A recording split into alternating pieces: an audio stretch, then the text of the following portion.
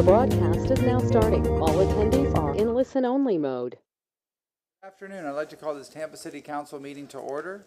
Let's have roll call, please. Carlson, Hurtak, Clendenin, Here. Henderson, Present. Vieira, Miranda, Here. Maniscalco. Here. We have a physical quorum. All right. Let the record show Councilmember Vieira and Hurtak are here. So, all right. At this time, may I have a motion to open all public hearings? So moved, Mr. Chairman. We have a motion from Councilmember Miranda, second from Councilmember Clendenin. All in favor? Aye. Any opposed? All right. Mr. Cotton, you want to do some housekeeping? Yes, sir. Eric Cotton, Development Coordination. Item number 6, AB 22408, was a misnotice, and it cannot be heard tonight. Will need to be rescheduled. May I get a motion to moved to remove item remove. 6? Motion from Councilmember Miranda to remove item 6, second from Councilmember Clendenin. All in favor? Aye. Anything else? No, sir, that's it. Thank you. All right, so we have 5 items on the agenda. The first 3 are non-quasi judicial, so I will swear folks in when we get to item number 4. Let's begin with item number 1. We did a motion to open everything. Yeah. Good afternoon. Michelle Boone, Housing and Community Development. There should be a PowerPoint coming up soon. All right. Thank you. So good afternoon.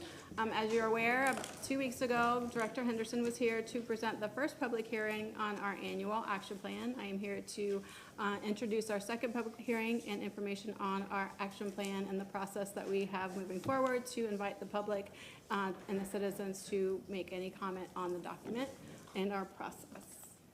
Let's see.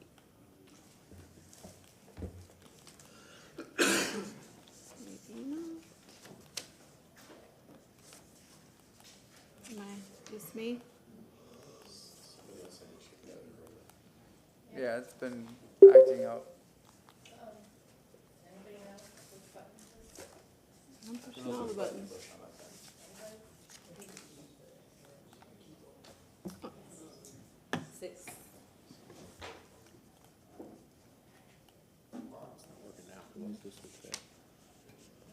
Where's Gene Duncan when we need him? They're coming. They're coming.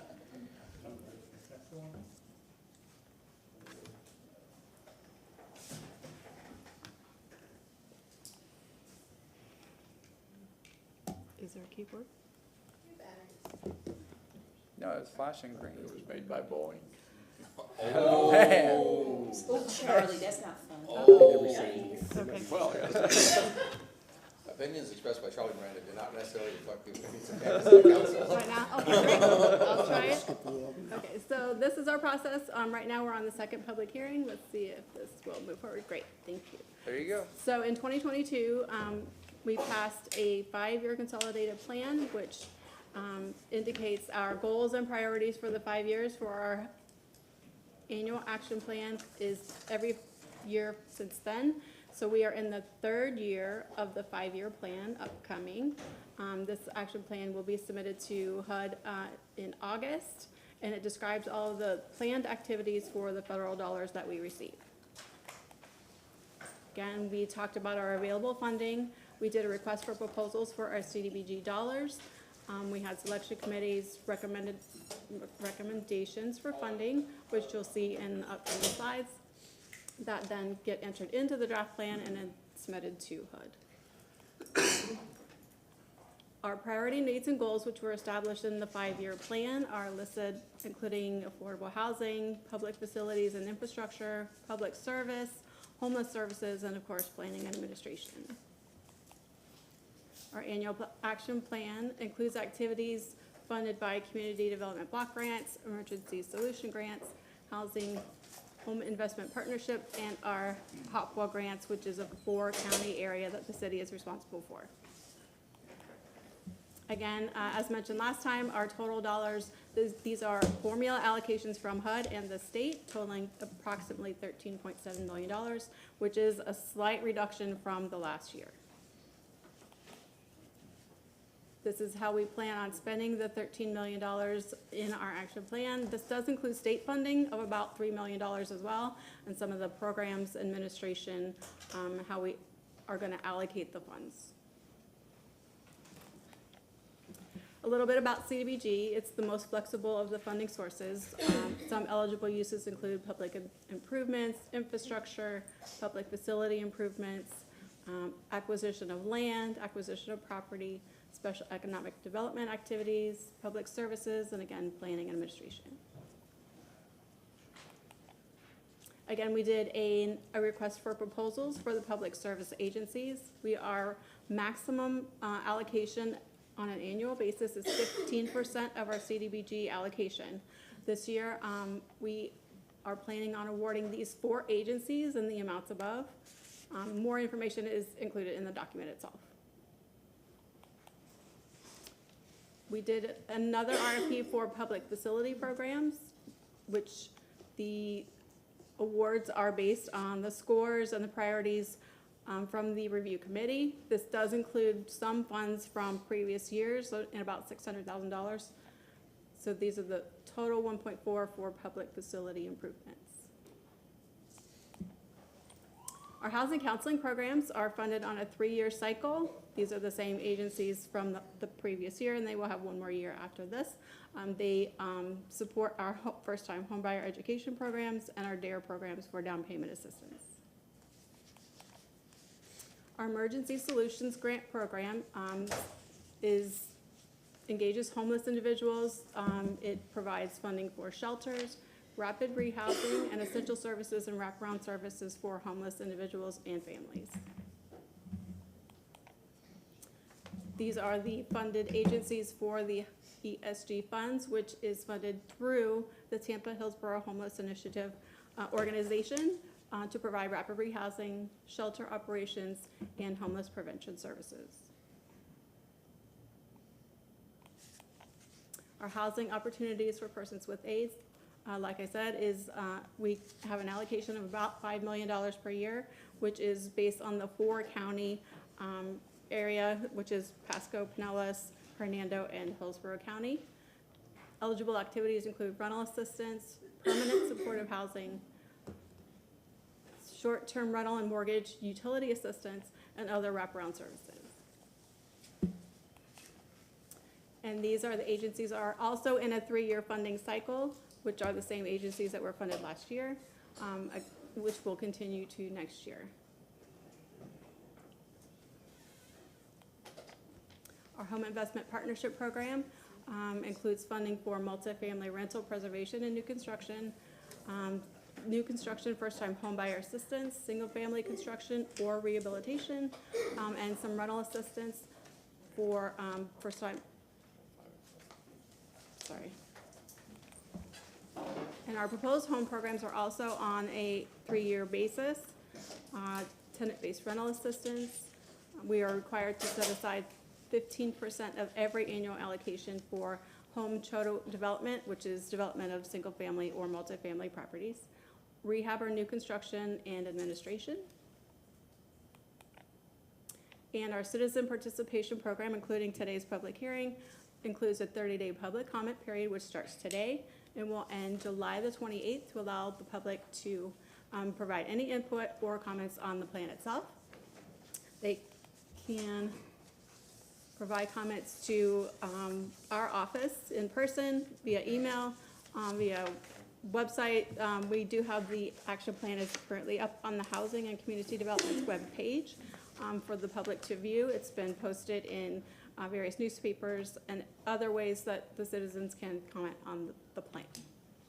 So this is our calendar. Today we are at the second public hearing. Again, public comment period is open for 30 days. You'll see a resolution coming around August the 1st for the actual approval of the plan to be submitted to HUD, and then we'll submit it to HUD by the 15th. Funding for this contract period starts October 1 and runs through September 30th. Again, this is our calendar, and then any questions or comments can be made to our director or our office, or any comments are accepted and included into the plan. Are there any questions? Any questions or comments from council? If not, I'll ask if there's anybody in the public that wishes to speak on item number 1. No action is being taken. This is the public hearing. I see none.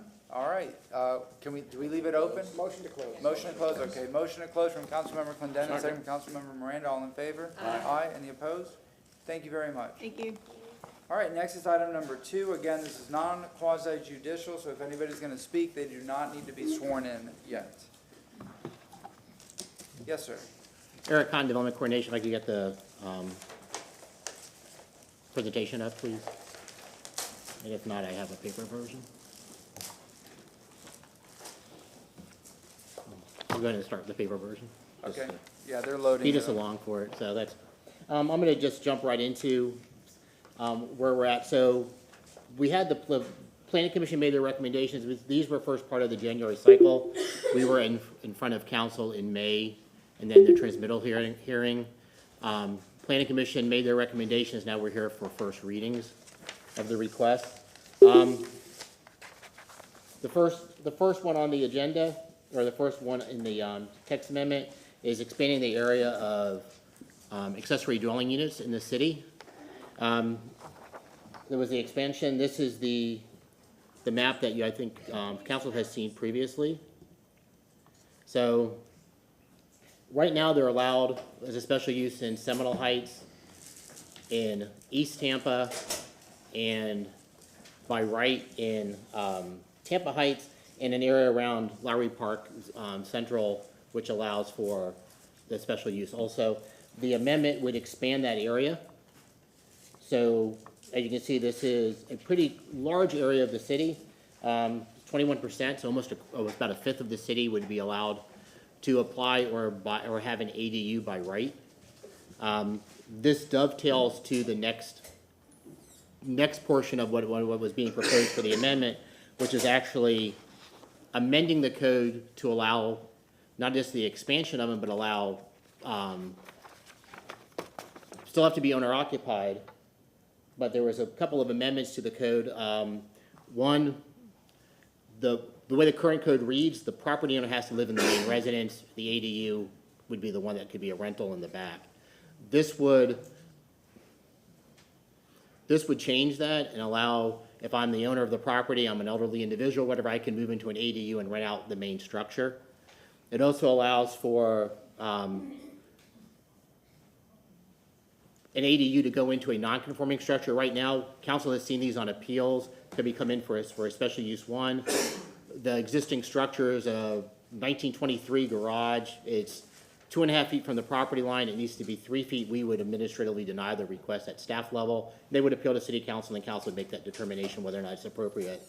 The other thing that allows is, we added the word unrelated, because but the current code says for an ADU, you can have two individuals living in it. We're specifying as unrelated, so if a husband and wife had a child, they would not be in violation of the code. Using that as just an example. Because right now, they would be exceeding what would be allowed by code.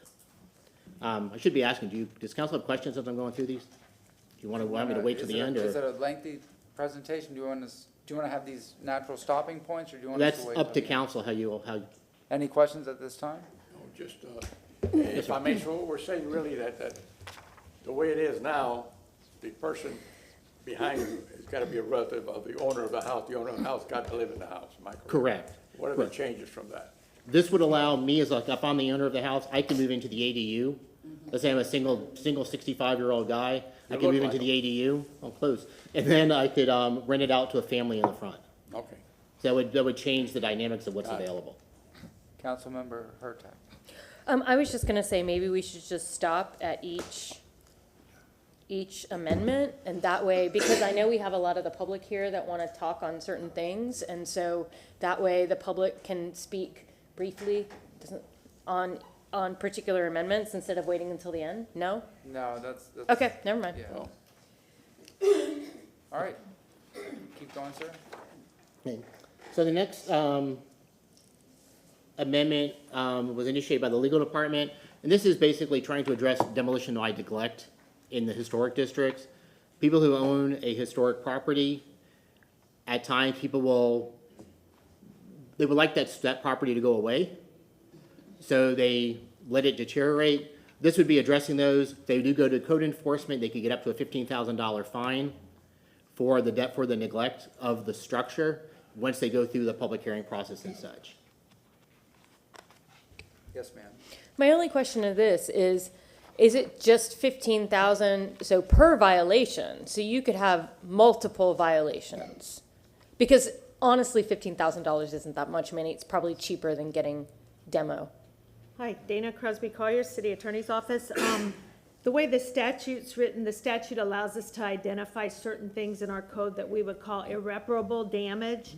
And under Chapter 162 of Florida statutes, that is capped at 15,000. So when we were here before you several months ago, and there had been an unfortunate demolition of a historic structure, we did go through the code enforcement process on that structure, but there was some frustration as to how this can happen in our city, that a historic structure will be demolished. So we were able to pull this language from Florida statutes to allow the special magistrate to impose that $15,000 fine. Okay, thank you. Sure. Yes. Again, sorry to, that's fine and dandy, but have we ever looked at how did this come about? Do we have your feeling, or has code enforcement looked at housing like this that real deteriorated and no one's done anything with it? Or why is it we're looking at this? There are some situations that, this one derived from the oldest house in Ybor that was demolished by the owner when they were doing renovations, and the house fell. But what we also have seen in the community are historic structures that the dirt is worth a lot more than that structure. And so we've seen some situations where the power's turned off or the water's turned off and something is done so that the house is going to sit there and deteriorate. And that's called demolition by neglect, and it's an intentional act. In order just to satisfy my moving mind all the time, I know you're an attorney, but are you working closely with code enforcement where they patrol the area around the city sometime during the year, and they come back and bring the cases up? Is that the way it's done? See, we can't use it like the old time where a neighbor would call the city, us, more likely one of the 7 council members. We would call code enforcement and tell them so-and-so told us. But now they changed that law, as you're well Yes, aware of, it's all but we don't want to public put that person in danger because now we can't turn it in, because if not, we put that person that talked about the house being run down next to him or her, and they become, who knows, in today's society. To date, these have come up as a response of a complaint. The ones we're aware of have come because neighbors have complained. All right, thank you. Yes, sir. All right, go ahead, sir. The next was an amendment to 27-159, which was the projections of porches into the front yard.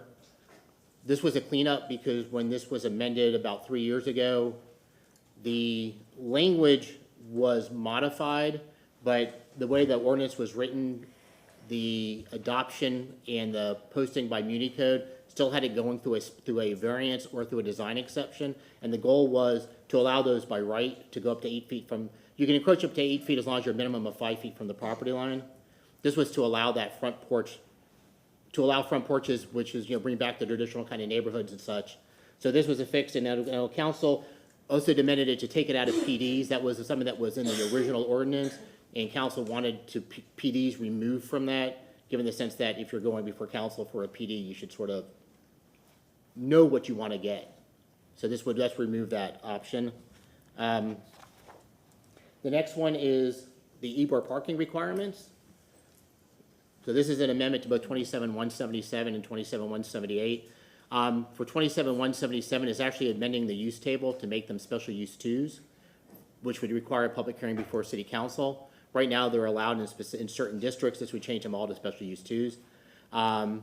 Updating buffering and signage requirements, and also requiring an annual operation plan and security plan for paid parking lots or principal use parking lots that are not affiliated with a business, but the parking lot is the principal business of that lot.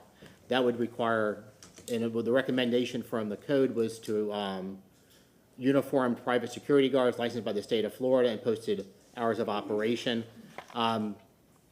Major DeFelice from TPD is here to provide any data if you're interested in seeing that. I don't know if you want to pause, let him speak, or you want me to continue with what I'm doing here.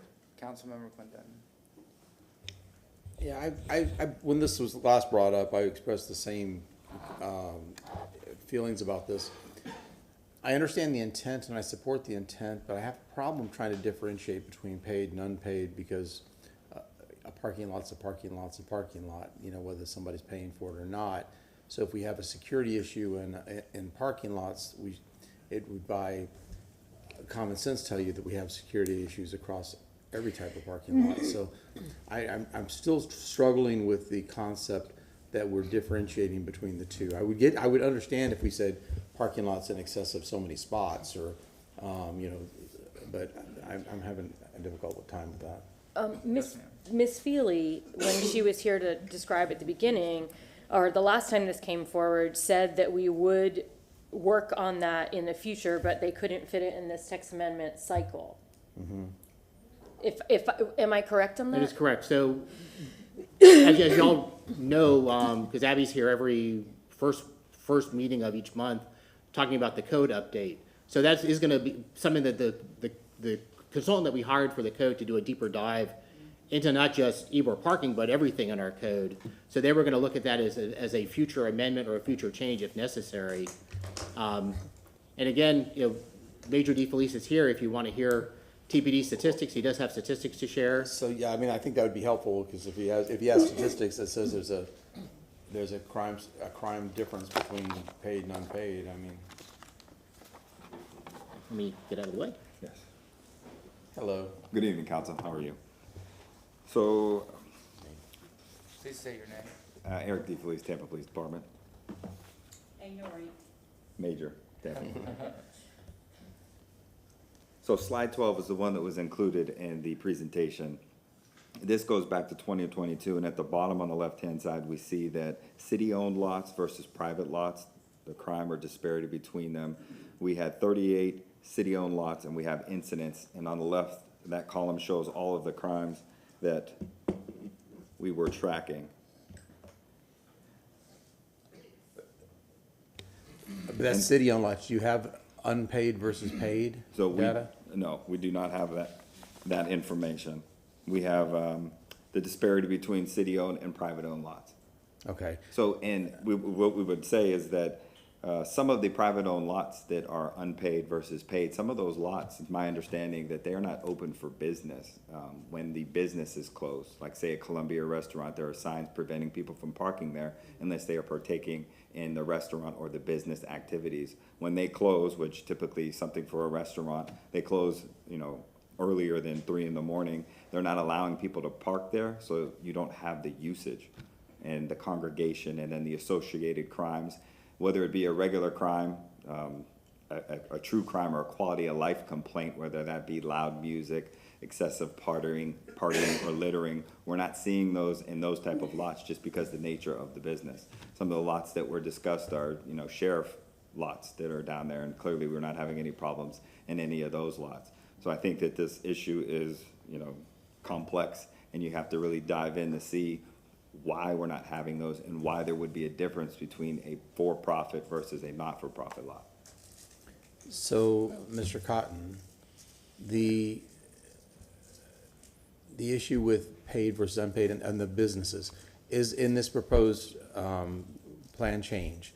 Does it allow, or does it have any a language in there that would restrict these parking lots if the business is not open? Would they be considered this? I mean, so if the business is not open, would it forbid them from having their parking lots open? So unless if I owned a restaurant, then I close the restaurant and then I open my parking lot just for general public parking? Or yeah, exactly. Or is there a requirement that they close the parking lot? There is no requirement in the code. If the business is open? But that would become a paid parking lot at that point. It would be moving Well, from say it's not from paid. an accessory parking lot, just a general parking lot, people would let people park for free? Yeah, I'm just saying, would they be required to seal it off and close it if the business wasn't open? There's nothing in the language that would require that right now. I didn't think so. I just want to make sure I didn't miss Yeah, something. we do have an operations plan as part of this amendment for paid parking lots to encourage that when they do close. So it's like if your principal use is parking. Right. After a certain hour, let's say you close your parking lot at 4 o'clock in the morning. 4 o'clock, you're supposed to fence it off or put some barrier so people can't continue to go into that location. I know a lot of the private parking lots in Ybor do close their parking lots at a certain time so you can't access it. But we don't require that. No, sir, we don't. So if I'm selling widgets down there and my widget company closes at 7 PM, my parking lot doesn't close unless I physically do it myself. That I would take be it upon correct. myself. People could park, most of those parking lots do have tow-away signs and such, and that could be enforced, but there would be nothing nothing in our code says you must seal off your parking lot. Wait, Councilmember Miranda, Councilmember Hurtak. No, we got what, 38 to 64? Is that the complaints on the difference between private and public? No, city-owned and. Yeah, city-owned, private, same thing. So then, the only thing I can see there's a big differential in is in the criminal mischief felony and the criminal mischief less than $1,000 on the middle of the page. Yeah, you see criminal mischief less than 1,000 is 5 for city-owned, right, and 1 for private lots, for the disparity. Yeah. Yes, sir. Well, then you have auto burglary, theft from a motor vehicle is 17. That has the Before, highest number on yeah. the private lot, correct? Correct. Yeah. Okay. Councilmember Hurtak. Thank you, and I think the answer for the private parking lots that close is insurance and liability. So they have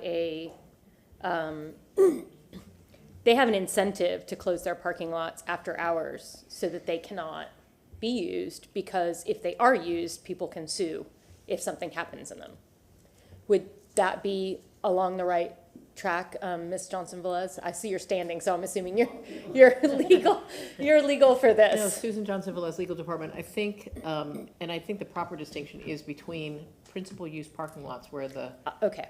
parking is the Yeah, actual okay, business yeah. versus an accessory use where it's associated with a business that might close, and perhaps Major DeFelice could talk about the difference in what TPT can do on a parking lot where somebody is present after a business is closed, so there's clearly no business transaction taking place because the business is closed, versus a parking lot that's open just for parking, there may be some uncertainty about that.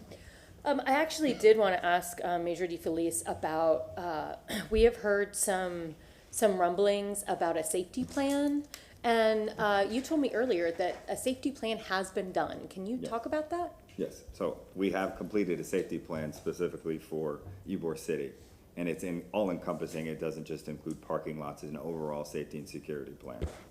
Okay, so we don't have to wait on that. That has already occurred. Yes. Okay, thank you. Yes, sir. Thank you. Yeah, and thank you, everybody, for your presentations. We've gotten obviously a lot of feedback on this. I think that, with the parking lot issues, it's a balance. And, Councilman Clendenin has made some points that I'm sympathetic to. My big thing is making sure that we have as much safety and security for folks in Ybor City and with parking lots. And if there are reasonable things that we can do that are not arbitrary, that don't overly burden a property owner, I'm for that. But I'm glad Councilwoman Hurtak also brought up the safety plan for Ybor City, because I think that property owners are saying, listen, we're glad to do our share, but we just want to make sure that we also have the city involved, and of course the city's involved in Ybor City on public safety, but also carrying forward both conversations, what private property owners can do with regulations, and then to talk about what the great things that TPD and the city's doing to prevent crime, and talk about violent crime in Ybor City, et cetera. So I think those two things have got to be put forward one way or another. I'm fine with some a reasonable regulation here. I understand the issue between paid and unpaid parking lots. I think that folks, property owners, are willing to do some reasonable regulation to forward public safety in Ybor City, but they want to hear also a city plan for Ybor City, and maybe that would be smart for us to have to address those concerns, to have a briefing from TPD sometime in the next few months on that issue. So just my thoughts. Thank you. Yes, sir. So I guess I mean, I don't disagree with anything that has been said. It's just I'm having a hard time figuring out as a government entity how we basically have a rule for one and not a rule for all. And I would get it if we said, okay, these private lots have to be gated and closed. If there was a requirement that they were gated and closed, then I would kind of understand it. I don't know what I'm missing here, but it just seems weird that as far as property rights and why I would impose something on one. I mean, that piece of asphalt is, the God and the criminal doesn't differentiate between the piece and asphalt, in Ybor City. And so, like I say, I would understand it if it was gated and closed. that we would treat them differently, but, if it's just sitting there with an open, with an open driveway and people are able to park there, I would think that the requirements would be the same. If I may, just a little bit more clarification. When you have a lot that is for-profit as opposed to the other, all of those spaces are typically full on a busy night in Ybor, and there's a lot of people there. But in the other one, if you park there, your car is going to get towed. It's not going to be there. I would liken that to somebody's driveway that lives 2 blocks away. It's open, but you just can't park there. It's private property. You don't have the right to do it, but on the other lot, you do. Yeah, I mean, like I said. I get it, and I understand what we're trying to do. I understand we have a real problem, and we're trying to find the best solution to that problem. I also want to be consistent and, intellectually consistent across the various properties as the government authority. So I'm just not quite there yet, but I get it. I Yes, sir. understand. All right, anything else in the Yes, Councilmember Carlson. At the last meeting, I made a motion recommended by Mr. Michelini that we discuss the possibility of safety and security plan in Ybor, and we put it on September 5th. So I can modify the motion later, but maybe TPD could just present the plan on that day instead. I assume that's what they would have done anyway, but.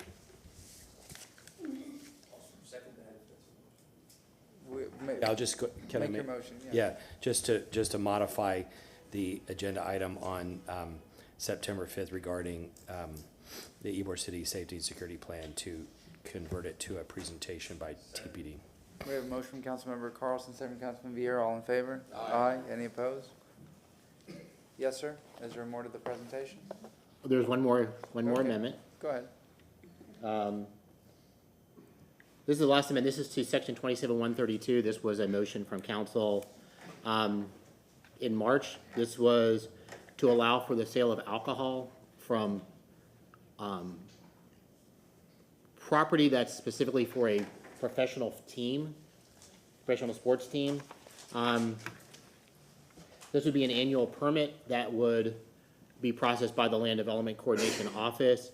And these are basically, it has to be part of a professional sports team, has to be on property that's owned by a governmental agency, minimum of 15 acres.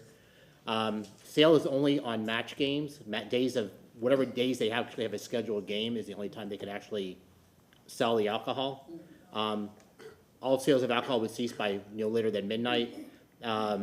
If the team were to stop playing or move to another location, if there were any remaining time left on it, the alcohol sales would cease to exist.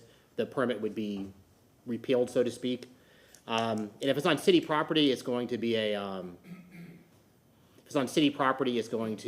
require the mayor's authorization, which she does now for parks and stuff when if it's not currently wet zoned. That brings us up to almost where we're at right now. This is first reading on June 27th. Depending upon actions council night, if council moves to move all these agenda items or text amendments, the next reading would be on July 18th for the adoption. So when you come back from your summer break. Thank you very much. Anything else, ma'am? Just wanted to mention on the section relating to the alcohol permit, between first and second reading, if we get to that point, we have a small tweak to make just to clarify it's an annual permit in the ordinance. Councilmember Miranda. I'm not against the sports team or anybody selling alcohol like that, but it seems to me contradictory to the fact that when you're there watching an event, they have an hour that they say at this hour we stop serving. Am I right or wrong? That would be correct if it was a night game and they were. Say yes to them when the game is over to sell more alcohol? No, it's only during the game itself. I don't believe the intent is to have the game end at say 4 o'clock and keep. Usually in baseball, on the 6th or 7th inning, they tell you last call, and football, the same thing. That's the liability. That's liability. Yeah. If council wants to make Who's that as taking the liability of the city or the sports team? It's the sports team. They have to carry insurance. Sort of like the temporary AB permits that council gets when it's on public property, they have to have the $1 million of insurance. They would have to have this, they're gonna have to have that same insurance. All right. Is there anybody here for public comment? We have quite a few people registered. I'm gonna go down the list. If you're here, I'll scratch your name off, but I have Stephanie Harrison Bailey, David Bailey, Corey Brown, Frank Rodriguez, and Jennifer Packing Ibuen. Are any of those people here? Stephanie and David. Stephanie and David are here, and anybody else? Chris Curry. Okay, I see. Then I have Corey Brown, Frank Rodriguez, and Jennifer online. Okay. Yes, so, correct. All right, so I'm gonna start with the in-person people. I didn't wanna have duplicate names. So if you're here for public comment on this item number 2, please come up, and you'll have the opportunity to speak. Please state your name. Come on up. Yes, sir. Good evening. David Bailey. I live in historic Ybor City.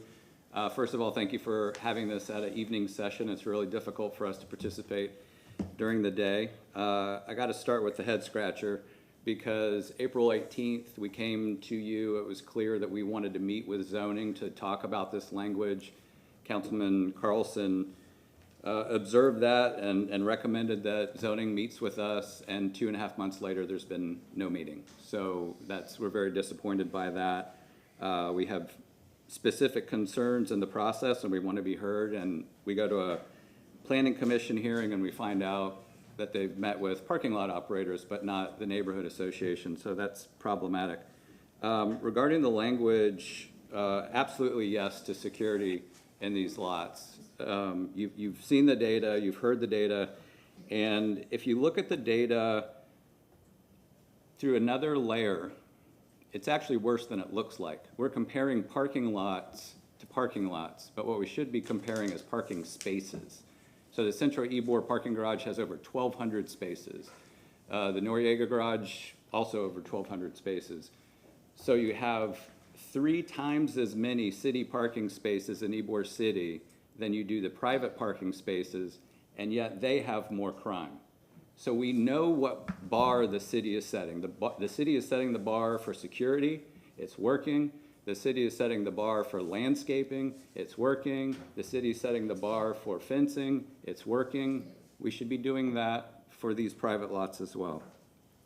Our association has a seat on the CAC Advisory Committee for Ybor City. We talk to TPD on a regular basis, and Major DeFelice is there as well. And paraphrasing what we've heard is that this is a personnel issue.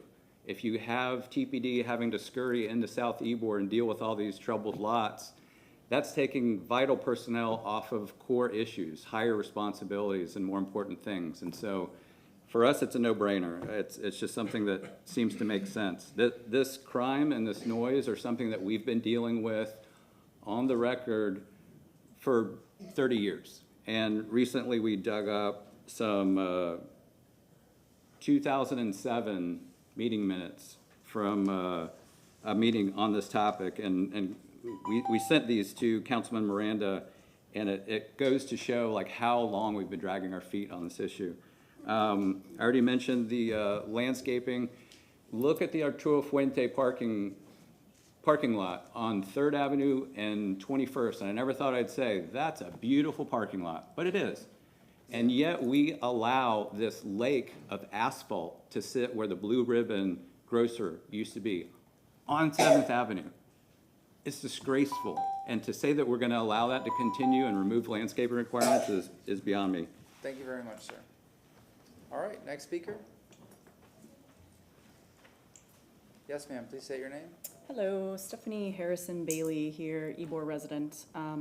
I will try not to echo and be repetitive, so I also submitted a letter to you all yesterday going over like the specific kind of line by line concerns that the neighborhood has for the proposed code changes. However, we are generally very much in favor of these code changes. Security, like David said, is a no-brainer, but I think there's 3 huge requests that we feel like really need to be met before we can really move forward. Number 1, as David alluded to, we'd really like to meet with city staff so that we can get on the same page before we come back for second reading, so that we can be here in full support and not have to have these conversations back and forth anymore.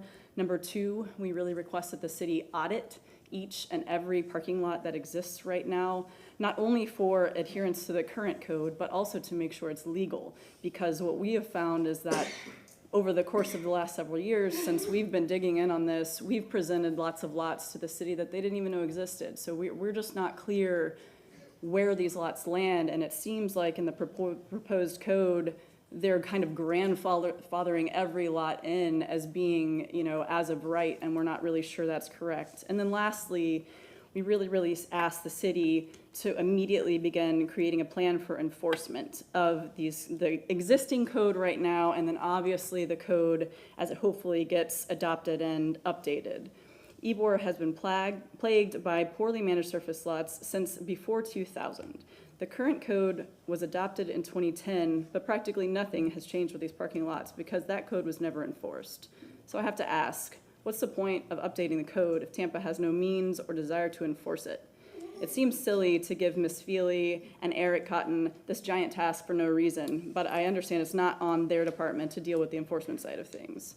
Regarding the current code around parking lot attendance and in the future, hopefully licensed security, residents have been told repeatedly by code enforcement that they're not interested in patrolling our district into the wee hours on weekends, and that if they did, they would need TPD protection. Why? Like, all they have to do is cruise by in their car. They don't have to get out. They don't have to interact with anything with the parking lots. It seems like if it's on us as residents to live in the area and feel okay about it, it should be on code enforcement to just enforce what happens without getting out of their cars. So I'd just like to respectfully remind everybody that Ybor City is a National Historic Landmark District, the only one in Tampa. We should be presenting this neighborhood to both residents and visitors as the beautiful historic jewel that it is, but right now Ybor continues to be plagued with trash-filled, poorly maintained, and crime-ridden surface parking lots, whose operators have made it clear they do not intend to abide by the code, either what's on the books now or what might be in the future. I invite City Council to start holding responsible parties to account. Thank you very much. Is there anybody else that wishes to speak? Yes, sir. Please state your name. Chris Curry. Thanks for the opportunity to speak, Council. Just wanted to point out that the City of Tampa provides parking and does a really good job. The private parking lots that are operating in Ybor City are not doing or providing services to the public in a better, faster, or cheaper way than what the city's doing.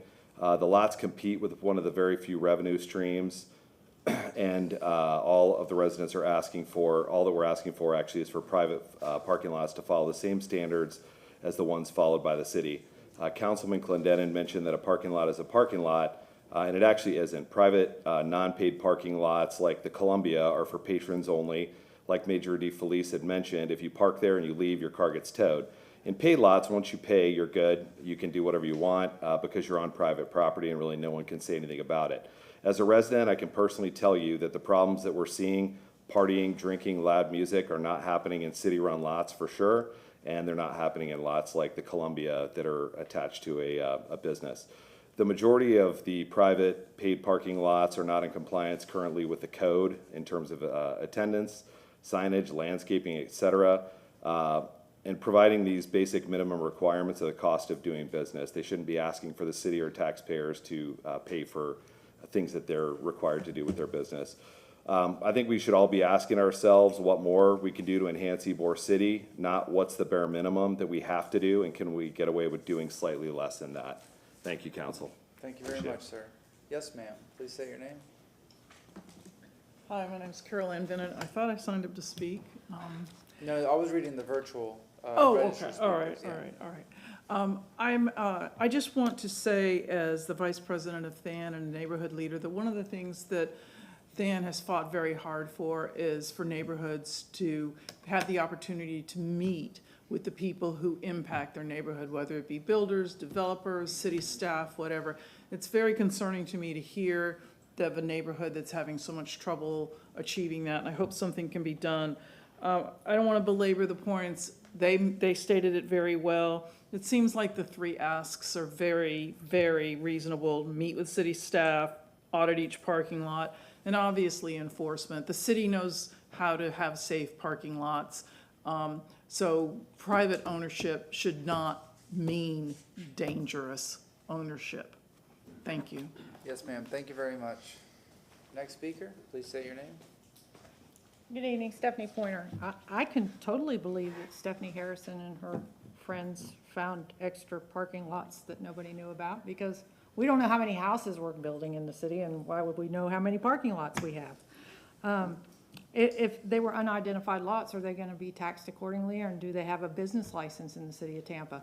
We're required to have one if we're a landlord. If you are charging people to park on your property, how can you not? It seems like they're, I've said this before, I have issues with rules for the city that never get enforced.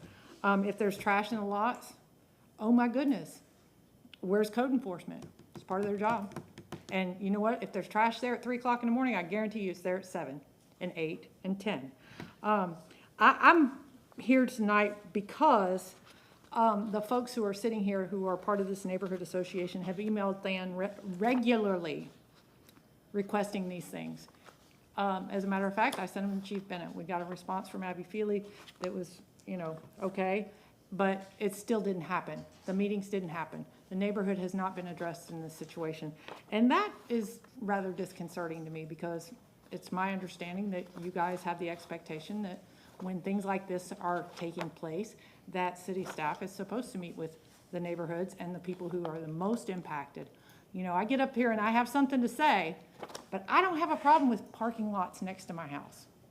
I have a problem with our neighborhoods not being addressed when we're changing the code.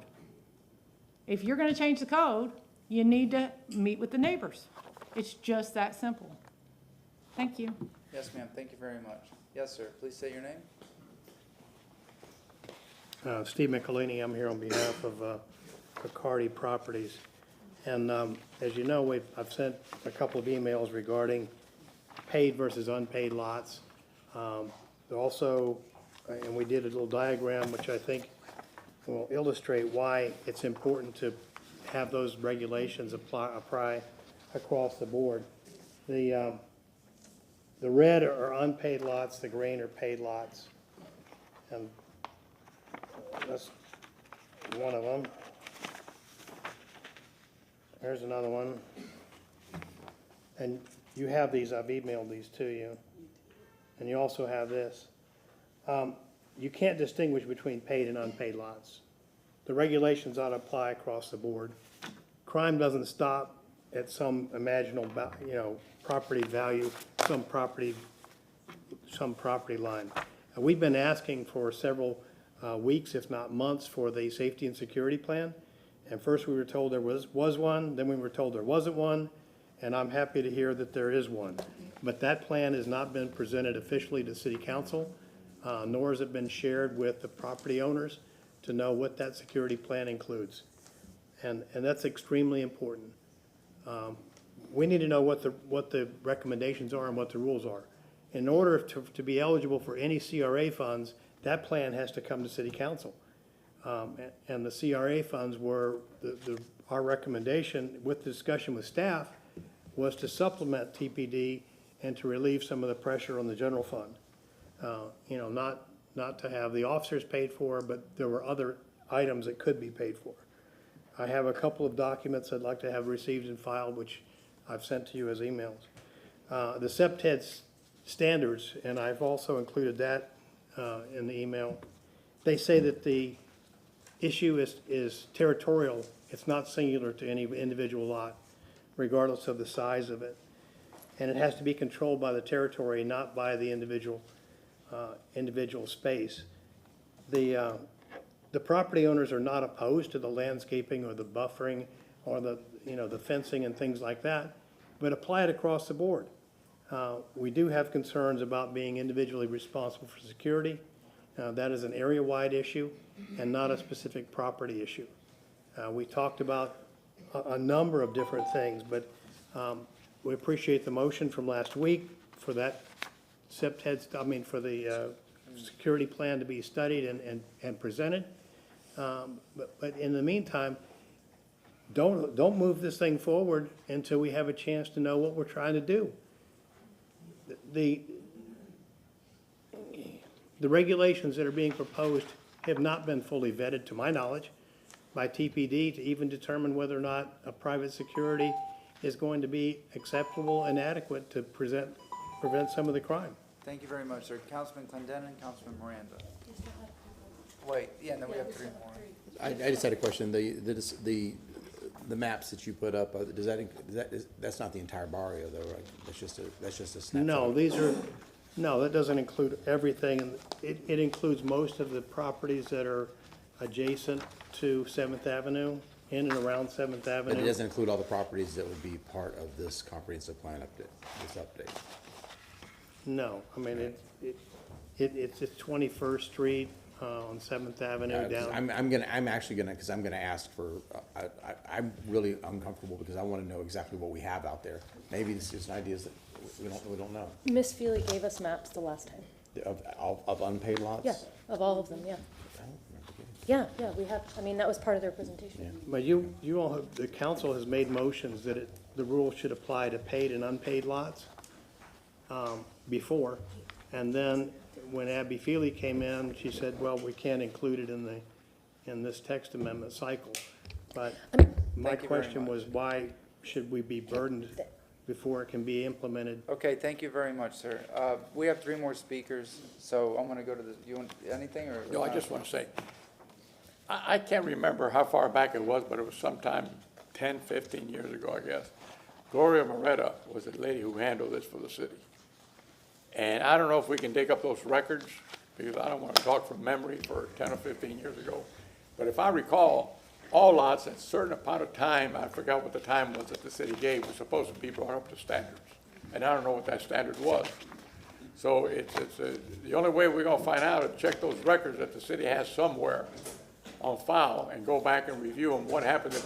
It was two large meetings that lasted for some period of time. And it was about changing this Y to Y, another Y or something, in or out. I think 2 or 3 properties got out, but I don't remember all of it. I remember there was a conversation, and Gloria Moretta was the one that was representing it on behalf of the city. And during some time of that conversation, what Ms. Galini said was right. He said all that's supposed to be brought to some standard of having irrigation and having whatever it was, and security and whatever. But I'm not here to say that I know, because I don't remember all of it. But what she said, that's got to be somewhere in the library or somewhere in the file somewhere. Councilmember Hurtak. Thank you. Since we're going to talk, I'm going to ask Major DeFelice to come up. Thank you so much, Mr. McLean.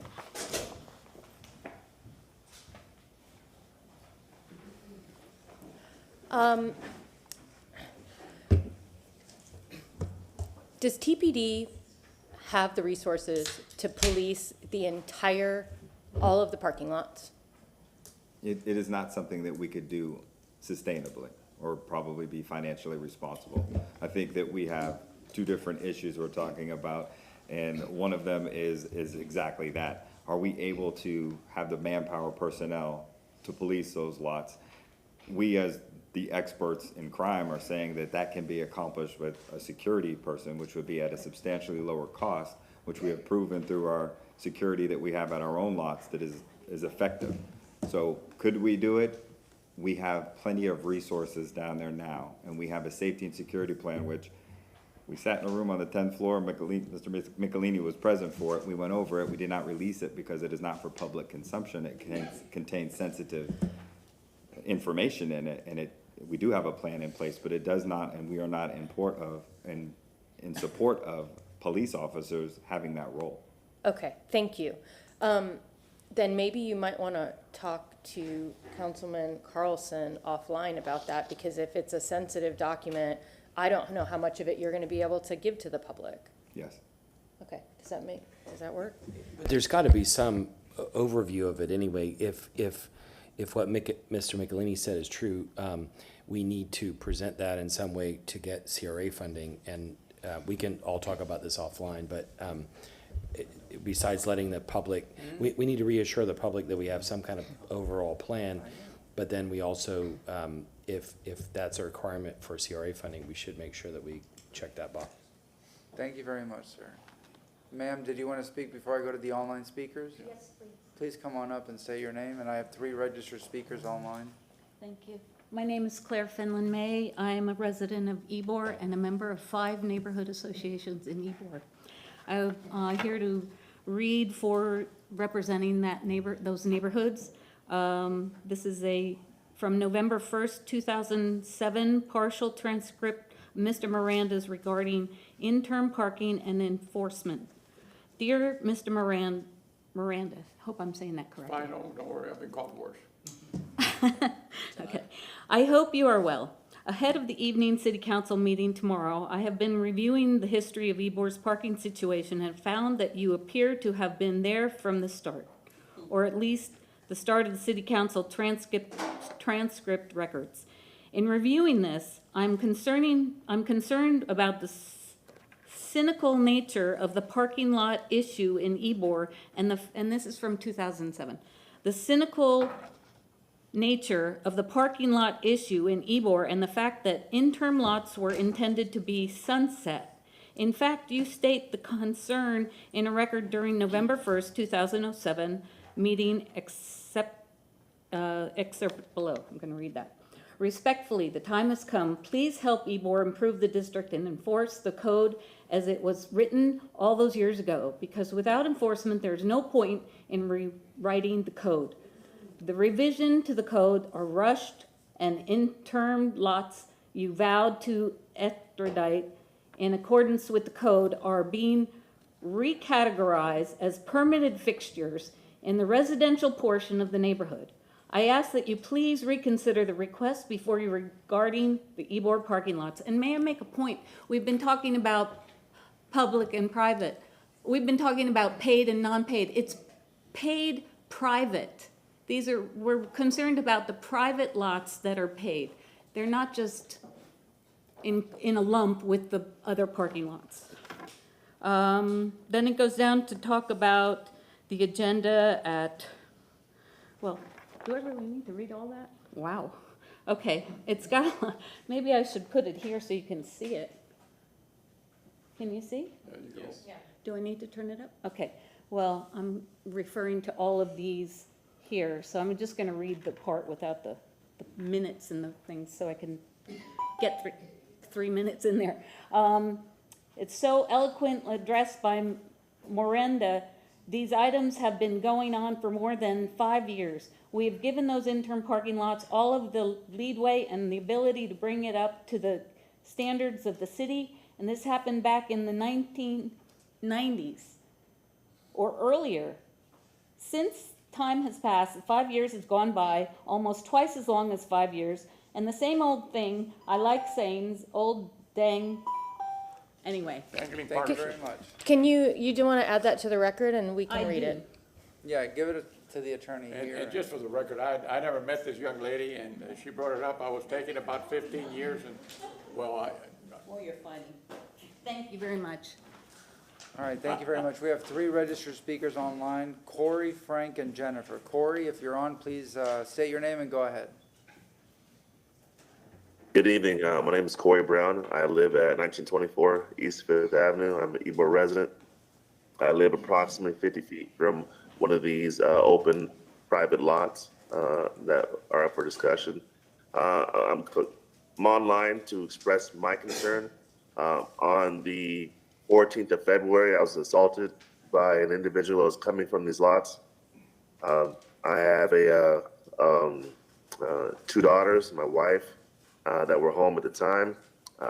I am ultimately expressing my concern because safety is an issue. For a period of time, my wife was concerned of just leaving the house. At the end of the day, we're not really asking for much. We're asking for the improvement and enforcement of these codes that have been in place, bringing things up to standard, and ultimately just wanting the betterment of the area. You know, Ybor is a point for that Tampa claims as historic. It's a point people come in. There's a lot of activity here, and it shouldn't be a blemish to the city. So ultimately, we're requesting that these blemishes in the area be brought up to code. The betterment of the facilities improves the safety of the area. The requirement of safety for the security, paid security. If it's that much just to improve the area, I don't think it's a big ask when you have people's lives that are put in jeopardy. Again, these things don't typically happen in well-lit, guarded areas. It's these lots that are open, dark, tucked in the corners, where at nighttime activity happens, and it's a no-brainer. You put some money into it, bring things up to code, you lessen the traffic of unwanted activity, and ultimately it betters the improvement of the neighborhood. The crime is reduced, and overall the aesthetics of the area are brought up. So that's my 2 cents. Thank you. Thank you very much, sir. Next speaker is Frank Rodriguez. Please state your name, sir. You're muted, sir. Please unmute yourself. Hello, my name's Frank Rodriguez. Yes, sir. Go ahead. Hi. Thank you for the opportunity to speak, City Council. I agree with the public statement made from 717 on a news program stating that there should be security in parking lots, and they followed that up with that the paid security should be handled by the city, which I think is ludicrous for a privately owned business to be subsidized by taxpayers. I've lived, studied, worked in Ybor since the 1990s, becoming a full-time resident in 2016. While the city has made many quality of life improvements, the derelict parking lots have remained unchanged. It's baffling that the lots between Nutzio Parkway and 21st have seen little oversight until now. They remain dilapidated. They are, let me just go on. Ybor City is a gem. There's nothing like it in the state of Florida. The only other thing like it is St. Augustine, and that place is as wonderful as Ybor. And it baffles me that we can't advocate for this area, for the residents who live there, and for the folks who visit here. You know, Corey got assaulted. You know, what does that say about somebody coming from Ohio walking, you know, through one of these lots? I don't think it's very good PR, but ultimately it's a safety issue. And, you know, it's our issue. I live 1 block away. I live at 15, well, I'm not gonna say that online. I live 1 block away, and I walk by those lots. I'm not a passive overseer. I see loitering, I see littering, I see after-hours parties, because I do go out on 7th and enjoy the nightlife after hours. So I do pass by those places, and I've looked up records, and there are physical and sexual assaults that have happened on those parking lots, in those parking lots. So I respectfully ask City Council to approve a measure to enforce the need for security in these parking lots, to make our areas safer, which I don't think is that hard. And if you do pass it, I respectfully ask that it not be delayed. Thank you. Thank you very much. And our last registered online speaker is Jennifer. Please state your name. Hello, I'm Jennifer Packing Ebwen, and I'm here because I do have a problem with parking lots next to my house. I have lived in Ybor since 2005 on 4th Avenue, and I just wanted tonight to repeat the cry for enforcement of codes. I was actually shocked to learn that there was actual codes that have been in effect since 2010, because I've been here both before and long after, and I have not seen many of these codes being enforced. Since I've been here, we have been subjected to partying until 3 a.m., lots of run-ins with people who are, you know, basically hanging around and doing things that they shouldn't be doing. I don't need to repeat the trash situation. And also there was actual gunshot damage to cars behind our houses in our alley. And this is just unacceptable in what is a national landmark district. This is an area that everyone has their eyes on. This is an area that the news loves to report on.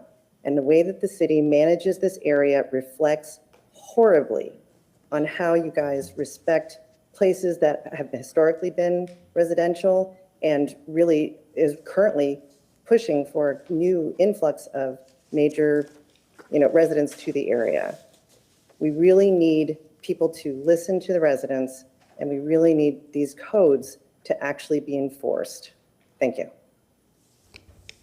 Councilmember Hurtak, Councilmember Clinton. Thank you. Mr. Cotton, can you bring up, and can you put up the new language for this? New language? Or whatever you're proposing, because I'm concerned about, someone said something about, or several members talked about the removal of the landscape requirement. Can you speak to that?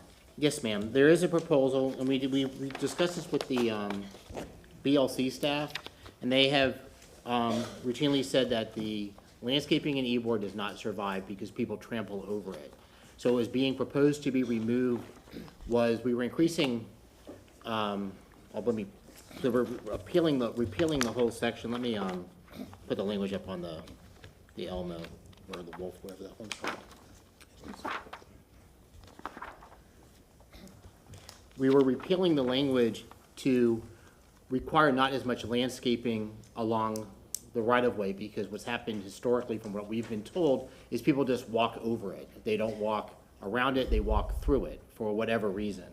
That's interesting because, again, multiple members of the public have told us tonight that the city's landscape lots are lovely. And because, I know as I've gone through Ybor and park in our parking lots, I generally, I guess I'm paying my own salary by parking in the parking lots, but there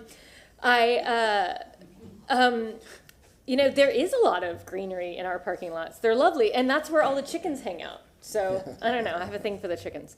So I don't agree with taking out, personally, I would, moving forward, I would like to add the tree language back in, or the landscaping. It says here, so this is the new language. What was the language taken out? I will get with you in a second. So it's gonna be the strike-through version, so. Yeah, that's fine. It starts up here, which, again, apologies for the strike-through. No But it worries. talks about, it had different lot size. Remember what size lot you had, depending upon what kind of landscaping you needed to have. Oh. There was a breakdown with that. And what the concern was, so was group use A, group use B, you know how our landscaping code is based on group use. So a parking lot would be a group use C. Adjacent to a group use A, they would require to have a 6-foot masonry wall or a wood fence, because I believe that's what Ybor more is likely to have, and then a 15-foot landscape buffer. That's required by code. This is basically saying you would have to be able to meet those requirements. What we had our discussions at the staff level was that the landscaping doesn't survive well in Ybor. So therefore, the recommendation was to remove that remove that language and not require it on the parking lots, either internally or along the, any landscape that was provided would be for septic requirements. Irrigation, they could do hand watered versus having to install, a typical sprinkler system. And then for the, consistent with design standards for Ybor City, and then a 3-foot or a 4-foot fence along the right-of-way, a 6-foot to an 8-foot fence along where you're abutting the residential development. And then between a bumper stop and the fence would have to be a minimum of 5 feet, but it would not be required to be planted. It could be open, but it would still have to be a 5-foot buffer. So personally, I would add the landscaping back with the buffer. I think that just having 5 feet of asphalt is part of what the neighborhood is complaining about and adds to the unsightliness. If that, I don't know, I make a motion to add the landscaping back in the 5-foot distance between bumper stops and fence, and that, so that's my motion. We have a motion. We have a second for Councilmember Vieira. All in favor? Aye. Any opposed? So that's one I would do. But otherwise,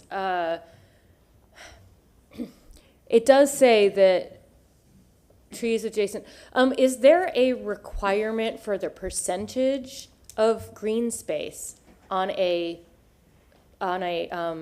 primary use parking lot? There's parking lot landscaping standards. Okay. That would have, like, if you're, for every 10 spaces, you're supposed to have a parking lot aisle. Okay, And okay. stuff like that. Do those standards apply to these lots? No, ma'am, that's not required as of right now with the proposed language. Okay, so could I make what would it change? And I'm asking if the lawyers could help me out here a little bit to see like what this would take, because I'd really prefer not to have to come back for this. Can we just add language that says they must comply with the parking lot landscape standards?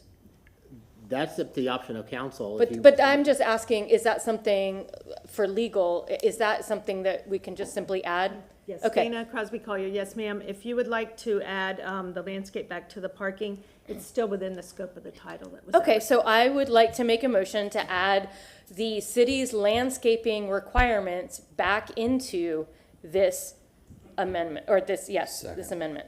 We have a motion from Councilmember Hurtak, second from Councilmember Clendenin. All in favor? Aye. Any opposed? Thank you. And the only other thing I'd ask, I'm incredibly concerned that in 2 months' time, the neighborhood has not had a chance to meet. Well, if I may address that, this is an email that Abby sent on May 31st, which was written to the Hinka board, where she says, you know, she looked back at, because she had received an email from Mr. Curry, and in a phone call, when she called him back, his voicemail was full, and here she's saying that she has not heard any correspondence since April. So I don't think it's necessarily, she reached out, she still hasn't responded, nobody has still contacted her to the best of my knowledge since this email went out either. Okay, so what I'm going to do, I think my aide, Ms. Sharp, is still here, so I'm gonna have Ms. Sharp reach out to Abby's secretary and have us all come up with a meeting plan over the next 2 weeks. Does that work? Awesome. Works for No, me. not for us, not for me, but I'll be there if I have to be. But just to let them, so that way my aide can help facilitate that meeting. Great. I'm good with that. Thank you. Councilmember Clendenin. Question about the strike-throughs. Are the fencing requirements struck through as well, or do they? Fencing requirements are modified to require a 6 to 8 foot fence on the side and a fence across the Okay, front. I was just looking, so they just modified it in the second. That works with the concept of the strike-through and I saw that. So one of the concepts was an operational plan, which is securing the parking lots when they are closed. Now, I know 717 has indicated that they're open 24/7. I don't know if all the principal use parking lots are like that, but that would say if you close at 3 o'clock in the morning, because that's when all the bars close, people leave or whatever, you would secure your parking lot, so the fence would be closed, or a bar or whatever would be put across the parking lot, so people could not continue to be on that lot. Okay, and I just want to, for the people that spoke, clarify my position on this, is that I am absolutely in supportive of these changes to the requirements for Ybor City. My concern was that it didn't go far enough, but that we may have things slipping through our fingers in lots that aren't technically fall within this parameter. So my concern was equitable, application across every potential properties or maybe problematic areas. And some of that insecurity in my thought process is that not understanding what properties are hanging out there that I'm not aware of that are either used or not used for parking, and what's happening there on those lots. That's why I asked about the crime statistics, if we had broken that down between paid or just lots that are hanging out there that people were using at nighttime, if those crime statistics had been broken out. I'd still like to see that, by the way. So yeah, it's, and by the way, and there was also some brought up about private security, and the city paying for it. I won't support that. I'm not gonna support the CRA paying for security for private parking lots. I'm not going to support the general fund paying for security for private parking lots. We're not in the business to subsidize for-profit businesses. That's not the business of the city. I won't vote for that. So thank you. Thank you very much. Anybody else? Councilmember Carlson. Yeah, Councilmember Hurtak talked about setting up a meeting. Could the Baileys or any of the other neighborhood leaders just keep me, she and I can't talk to each other, and you can't tell me what she says, but you can tell me whether the meeting's been set up, and just to make sure it is. And if I can help with that, I'm happy to do that. I'm going to be out of town, so if you email that, that'll be best to stay in touch. The other thing I just want to tell the public is that around parking issues in Ybor or other land use issues, we as city council have some control over the code. We're limited some by the state, but we can set the comprehensive plan and the code. We have some leeway to do that. Once we set it, some folks have asked about enforcement. Unfortunately, city council doesn't have any control over enforcement. That's an administrative authority. We can ask for reports on it. And usually they're good at collaborating with us, but we don't have an authority over them. We also can suggest increasing their budget if we think they should have more folks. The same thing with TPD. TPD reports to the administration. We can make sure they have all the resources they need. We can try to push to fund more police officers, which we've done.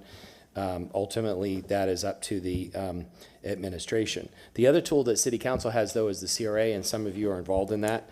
And I know that there are market forces here regarding some of these lots, and without talking about any specific ones, I've interfaced with some of the landowners. I know staff at the CRA has interfaced with the landowners. Elise, who is just unfortunately leaving the city, he had a great relationship with the Cardis. And one of the things that I think is that at some point we're going to have to come up with a market incentive program, just like we're trying to incentivize affordable housing.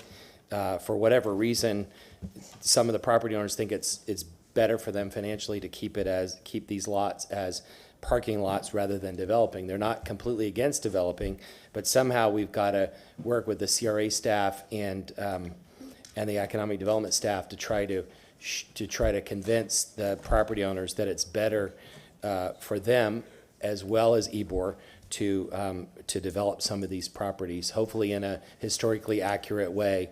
And so some of those conversations have been going on. Unfortunately, we're losing some of our staff. But when we get new staff, we'll be able to hopefully carry those conversations forward. Councilmember Hurtak. If there's nothing else, I'll read the ordinance. Oh, is there anything else to add?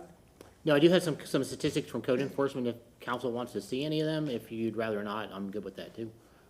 All right, go ahead, Councilmember Hurtak. Ordinance being presented for first reading consideration, an ordinance of the City of Tampa, Florida relating to public initiated text amendments, making revisions to City of Tampa Code of Ordinances, amending Chapter 27, Zoning and Land Development, amending Section 27-100, Compliance with Certificates of Appropriateness, amending Section 27-117, Compliance with Certificates of Appropriateness, amending Section 27-132, Regulations governing individual special uses, amending Section 27-156, Official Schedule of District Regulations, amending Section 27-159, Permitted projections into required yards, amending Section 27-177, Historic District Established, amending Sections 27-178, Alternative Parking Requirements, repealing all ordinances or parts of ordinances in conflict therewith, providing for severability, providing an effective date. We have a second, but before we vote, we need to make a motion to close the public hearing. Motion to close. Motion to close from Councilmember Clendenin, second from Councilmember Henderson. All in favor? Aye. Aye. And All I right. just repeat my thing, because I'm not reading that again. So she has read the ordinance in full. We have a second from Councilmember Vieira. Yes, ma'am, you had anything else? Okay, yes, sir, Dana Crosby Collier again. I wanted to mention that y'all will approve this as amended. We're gonna add back in the landscaping language as Councilmember Hurtak mentioned. But I also briefly mentioned in our presentation that we want to make this clarification on the alcohol beverage sales to add the words annual permit. Yes. Okay, thank you. As amended. Yes, ma'am. Approve it as amended. Yes, ma'am. Thank you. We have a motion and a second. All in favor? Aye. Any opposed? Yes, ma'am? Second reading Wait. it? Oh, Yes, sorry. yeah, yeah. Motion carried unanimously. Second reading and adoption will be held on July 18th, 2024 at 10 a.m. located at Old City Hall, 315 East Kennedy Boulevard, 3rd floor, Tampa, Florida, 33602. Yes, ma'am. Again, to go with the concerns we heard from the public, and thanks to Councilmember Carlson for talking about our limited ability to deal with the code enforcement. So I'm going to ask for an bi-monthly, which every 2-month report on monitoring the compliance of parking lots in Ybor. I don't want to do it monthly yet, but if I feel like we're not getting enough and they're not doing anything, then we'll ask for more. But I would like for code enforcement to come and talk about, and Ms. Feely or Mr. Cotton to come talk about what they're doing to get parking lots into compliance and how that's going. We have a motion and a second. Mr. Shelby. Just a reminder, I just want to be clear when. I'm sorry, we'll start, starting on, I apologize. And mind you, this would count towards your 1 of 7 staff reports. Yes, for any of course. particular meeting. So that'll cut down your staff reports on a bi-monthly basis. Yes, but the goal is at some point to be able to have them written and at some point to be able to stop them. But I learned from Nelson that you start and then you go from there. I think it's in our new rules, but can you just say 5 minutes? Oh, yes, thank you. A 5-minute report. We'll give it, so once this passes, how, I'm going to ask legal or staff, when would this begin? Dana Crosby Collier. The effective date will be 30 days after adoption. The adoption date is July 17th, so the effective date of the ordinance will be August 17th. Okay, so why don't we start at the end of October or mid-October? That way we get people chance to dive in. Yes, ma'am. The way the ordinance is written, the parties will have until January 1, 2025 to bring their lots into compliance with the new code requirements. Yes, but I'd still like to start earlier just to make sure we're on track for that. So I'm going to go with October 3rd. We have plenty of room on October 3rd. We have a motion and a second. All in favor? Aye. Any opposed? Thank you very much. Item number 3.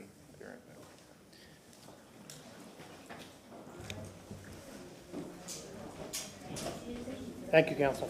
Take care, Steve. We still have 4. Yeah, we have We're 4. good, we're good, we're good. Will you bring my ginger ale?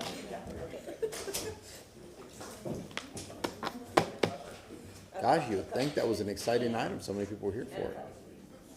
I know. We'll stay. Yes, ma'am. Jennifer Malone with your Planning Commission staff. Item number 3 is a plan amendment, TACPA 2401 at North Westland Avenue and West North B Street. This is a privately initiated small-scale amendment. The request before you tonight is from residential 20 to residential 35. If this looks familiar, it's because at the exact same site, you denied a request in September to neighborhood mixed use 35. Our procedures manual states that an applicant may come in with, after denial with, there's a 1-year holding period for the exact same request, but if they go down in a request, they can come back. So they took into consideration council's motion and your concerns, and they were back with a lower request. So residential 35 is lower than what they had previously asked for. So this is in the Central Tampa Planning District. It's in the North Hyde Park neighborhood. And we are in West Tampa. It's also within the West Tampa Urban Village. So here it is outlined. We're at North B Street. This is North Albany right here. We have North Westland. We see the JCC, North Howard, and then Kennedy Boulevard's kind of to the south. Like it would be where the white is on the screen. And then North Armenia. A variety of residential uses, actually, even though this side of North Westland has community mixed use 35, there's some commercial uses, but there's a lot of potential there for some commercial uses. So I have some site pictures. This is looking east towards the subject site from North Westland. This is looking west from the subject site across North Westland. Property is located to the west and northwest of the site. Looking north at the subject site. And then finally looking north towards 211 West North B. On the adopted future land use map, this is residential 20, it's that darker, it's the, well, I guess lighter brown color. We also have residential 10 as one moves north, community mixed use 35 across the street. The Jewish Community Center is community mixed use 35. We have residential 35, and then Kennedy Boulevard has the second or third most intensive future land use category in the city at urban mixed use 60.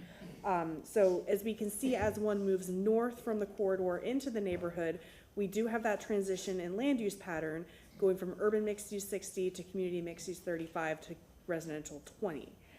And then eventually residential 10 the further north that we get. Now the proposal to residential 35, I just want to point out, there's community mixed use 35 that interfaces the site. It's similar density, but the residential 35 is much more restricted with what an applicant can do on the site because it's really a truly residential category with limited neighborhood serving commercial. And then there is also some residential 35 down to the north or southeast of the site. The applicant already has the potential for about 12 dwelling units or about 13,000 square feet of non-residential, very limited if it meets that locational criteria. This would give the applicant the opportunity for 22 dwelling units or 16,000 square feet of non-residential uses, but again, limited because this is a residential category. I apologize for the formatting. It got a little wonky when I went to print this afternoon. But overall, the Planning Commission voted consistency on this. In our urban villages, the plan seeks to direct the greatest share of growth to those areas. And it seeks to promote densities that will support transit and a mix of uses, as well as the promotion of infill development, which this would do by increasing the density ever so slightly. We would have more opportunities for housing options. And so with that, it is consistent, and I know Evan Johnson with City Planning is here as well, but the city had no comments on this item. Are there any questions? Okay, no questions. Who is an applicant? Good evening, council members. William Malloy, 325 South Boulevard. I wasn't entirely sure if I wanted to bring up the last time I brought this to you, but cat's out of the bag there. Last time we were asking for a mixed-use category, which could have potentially introduced some CG uses. The community did not like that. You as a council did not like that. So we reset, came back with what's really going to be a purely residential ask of R35. Of course, there is a commercial possibility there. We don't intend to use it, but it is much more limited than the mixed use or the CC35 that we were looking at previously. So with that, I'm happy to answer any questions and very much hope for your support on this go-around. Does council have any questions? I hear no questions. Is there anybody from the public wishing to speak? Is there anybody that registered online? We have a motion to close? Motion to close. We have a motion to close and a motion to close from Councilwoman Henderson, a second from Councilman Miranda. All those in favor? Aye. Opposed? Ayes have it. Okay, so who would like to read this one? Do it. Mr. Carlson? Sure. Move file number TACPA 24-01, ordinance being presented for first reading consideration, and ordinance amending the Tampa Comprehensive Plan future land use element, future land use map for the property located at 307 North Westland Avenue and 2109, 2111, and 2113 West North B Street from residential 20 R20 to residential 35 R35, providing for repeal of all ordinances and conflict, providing for severability, providing effective date.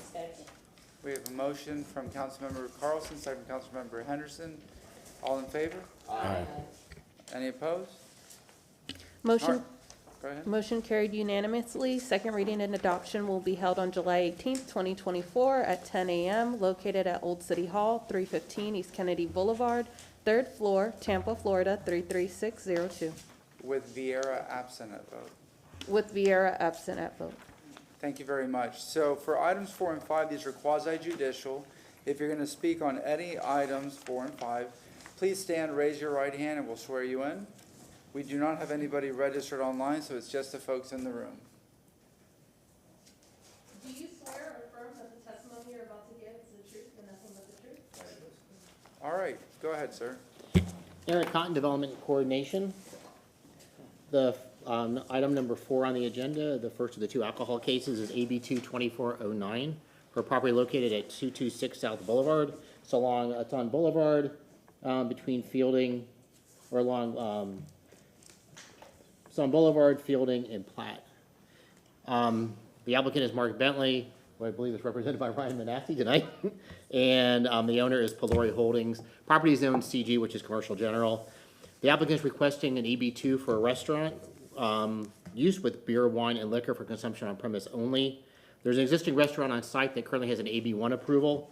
They are expanding from 1,026 square feet to another unit in the building to make it to a total of 2,461 square feet, all which will be indoors. And just to go quick, this is the site. These are the two units that are hash marked, parking behind the building and to the side of the building. They are processing an AB2 because they want to have their hours be consistent with Chapter 14 versus the special restaurant requirements, which are in Chapter 27. The occupant load is 58, and they are compliant with the number of parking spaces. They are asking for 2 waivers. One is the distance of other alcohol establishments, 250 feet down to 0. There is another alcohol location in the same building. And from the distance from residentially zoned property from 250 to 142 feet. There are 2 changes that need to be made to the site plan between first and second reading. On the site data table, to say first floor only, and on this same information to be labeled on the site plan itself. I do have some photos of the site, so just humor me for a moment. This is the front view of the property. I believe they're currently in this location. They're expanding to include the second location on the ground floor. Parking lot in the rear. This is a view of the property looking down East Platte. This is the side view also on Platte. And this is the entrance to the parking lot to the east of the property. And if you have any questions, I'll be more than happy to try to answer them for you. No questions, sir. Anybody? No? Thank you very much. We have the applicant. Hello, sir. Please state your name. Good evening, Council. Ryan Manassi with Johnson Pope, 400 North Ashley Drive, Suite 3100. And if CCTV can bring up the PowerPoint, I have a brief presentation, and I'll turn this presentation in for the record. All right, it's on our screen. It'll come up momentarily on yours. So just a little background why this is coming up. Well, it came up quick. There we go. A little background on the building. Our request tonight, my client first opened Noble Rice in the same general location, the same building, which quickly became a neighborhood favorite and expanded to a larger location in Channelside. And that was in 2022. Noble Rice received the distinction of a Michelin recommended restaurant in 2023 and 2024. And our concept, and then rebranded to a new concept in that general location, which was Koya, which is another restaurant for my client in the same building, just a unit over. And that was received the distinction of the Michelin star actually in 2023 and 2024. So what we're bringing you tonight for the subject request is another location, and Eric alluded to that. It's more of an he explained it as an expansion, but it's a new concept. So Noble Market was there, and what we're proposing tonight is going to be a restaurant called Koya, which is seeking a Italian-Japanese fusion, and I'm going to try not to butcher this, but itamashi, I guess, in Japanese. It's a restaurant that'll feature a menu of handmade pastas and small plates and cocktails to go along with the food. So now to the boring land use stuff, right? So the aerial on screen, I don't have it on my screen, but it's on yours, shows the general site location outlined in red. Eric alluded to the parking to the north as well to the east. Our particular unit is mostly located on the corner of West Platte Street and South Boulevard, so at that main corner.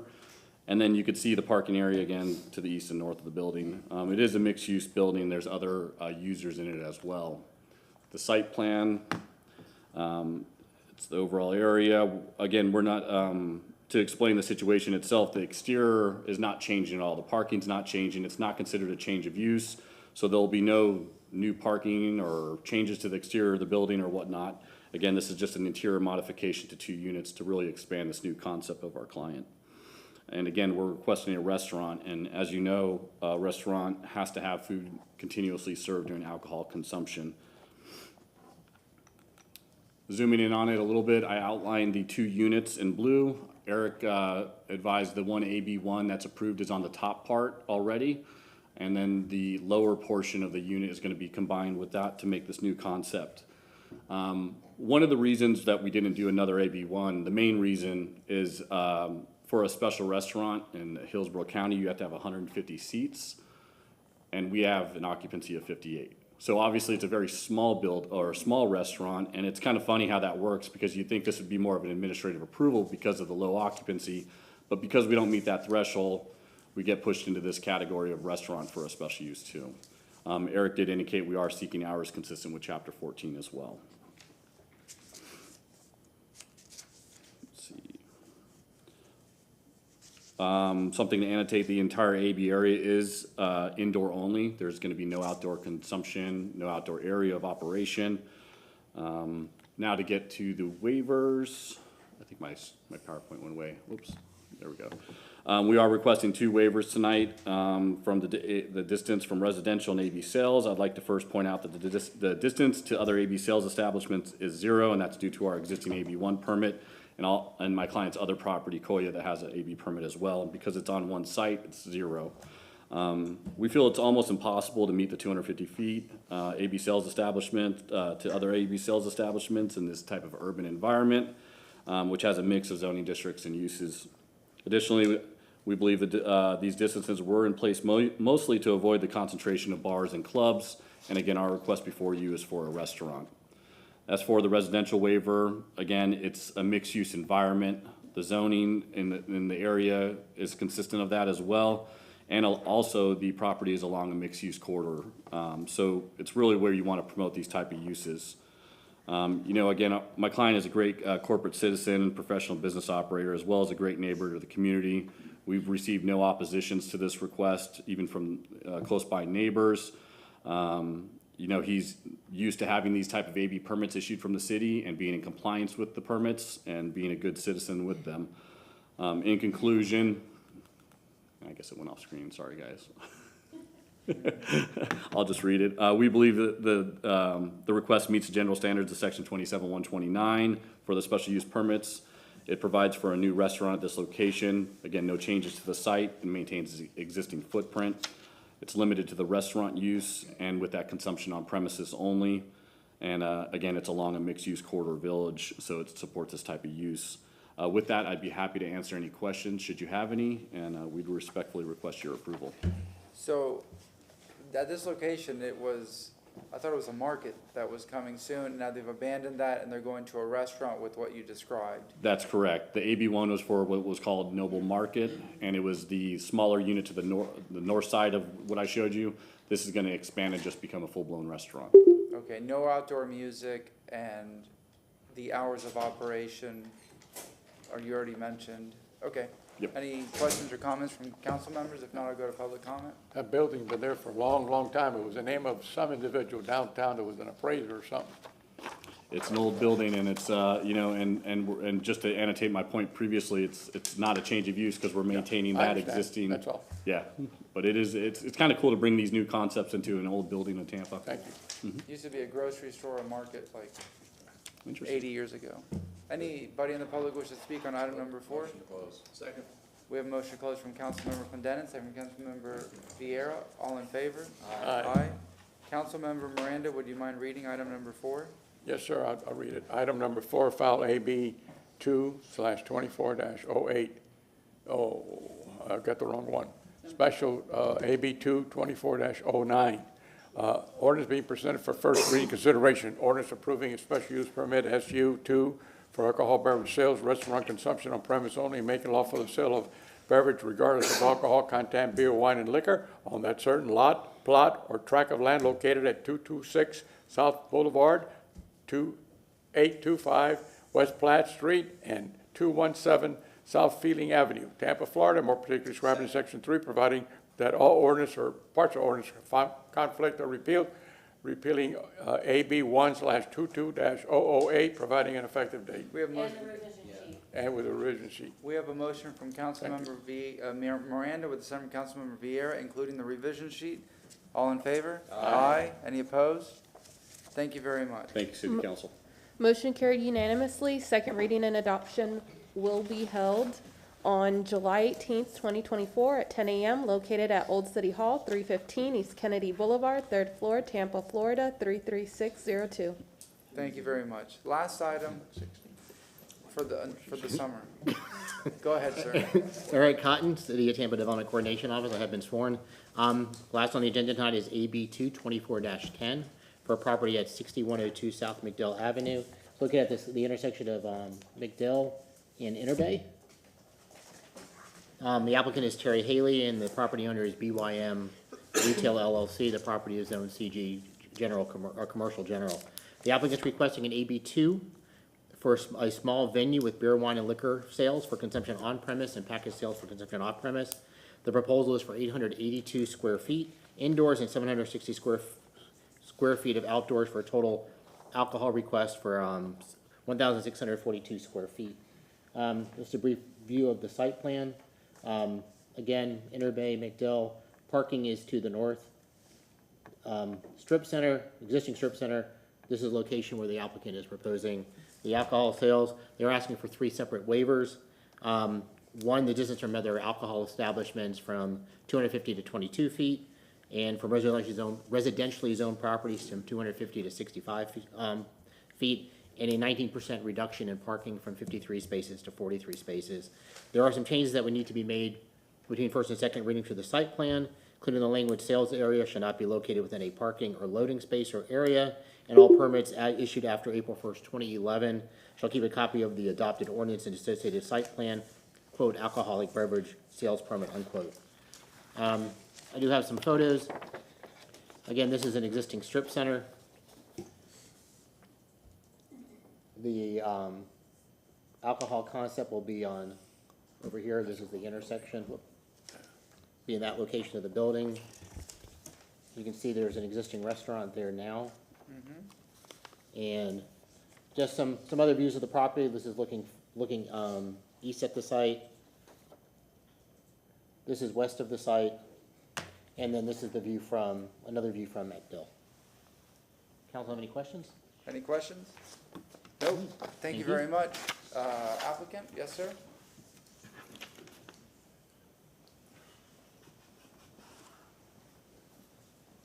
Good evening. Please My state your name is sir. Terry Haley. I represent the owners of what a lot of people call the SOG or the SOG Cafe. To make it clear, it is the South of Gandy Cafe, which is confusing to a lot of people. Well, once you say that, it's not. We are here requesting an AB2 small venue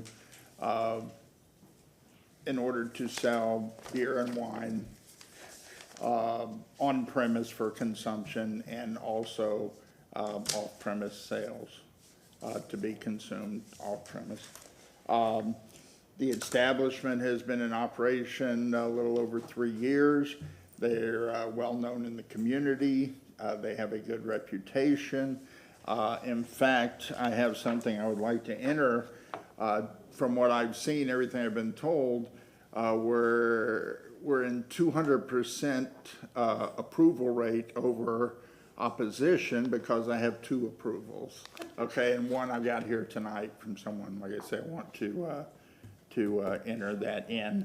As far as jumping right to the waivers we're requesting, one is for the distance, distance of the operation from another alcoholic beverage location, 22 feet. That is one of the neighbors in the center. Then in between what I'll call our store and the other alcoholic beverage, there is a nail salon, so that creates the 22 feet difference, okay? It's a Mediterranean restaurant, by the way, offering beer and wine. Our concept is primarily coffee and tea, breakfast, daytime business, which will expand into the early evening, offering some specialty sandwiches. In fact, they do bring in some of the food from other venues there. But it does have a specialty niche to it. They There is already an outside deck. We are proposing to expand it. Basically, I can't remember where it's been in the square footage. I know it goes out 11 more feet plus it. And with that, there were no damage to the environment, no trees involved or anything. The waiver as far as residential, when you throw it into its location and that intersection of Inter Bay and Gandy, it's certainly a multiple use environment. There's all types of retail, there's professional buildings, there is a church, it's out of the range, but like I say, it's a potpourri of everything, and we're just there. And I think most residents in that community now are well aware of the commercial type businesses around there. So again, there was no opposition. But I think it's conducive with the zoning and the area in which it's in. The other waiver is for parking, okay? If I do have something to support it, again, I have copies. If you want copies, I can enter the whole thing. I can give everyone a copy, whatever you want.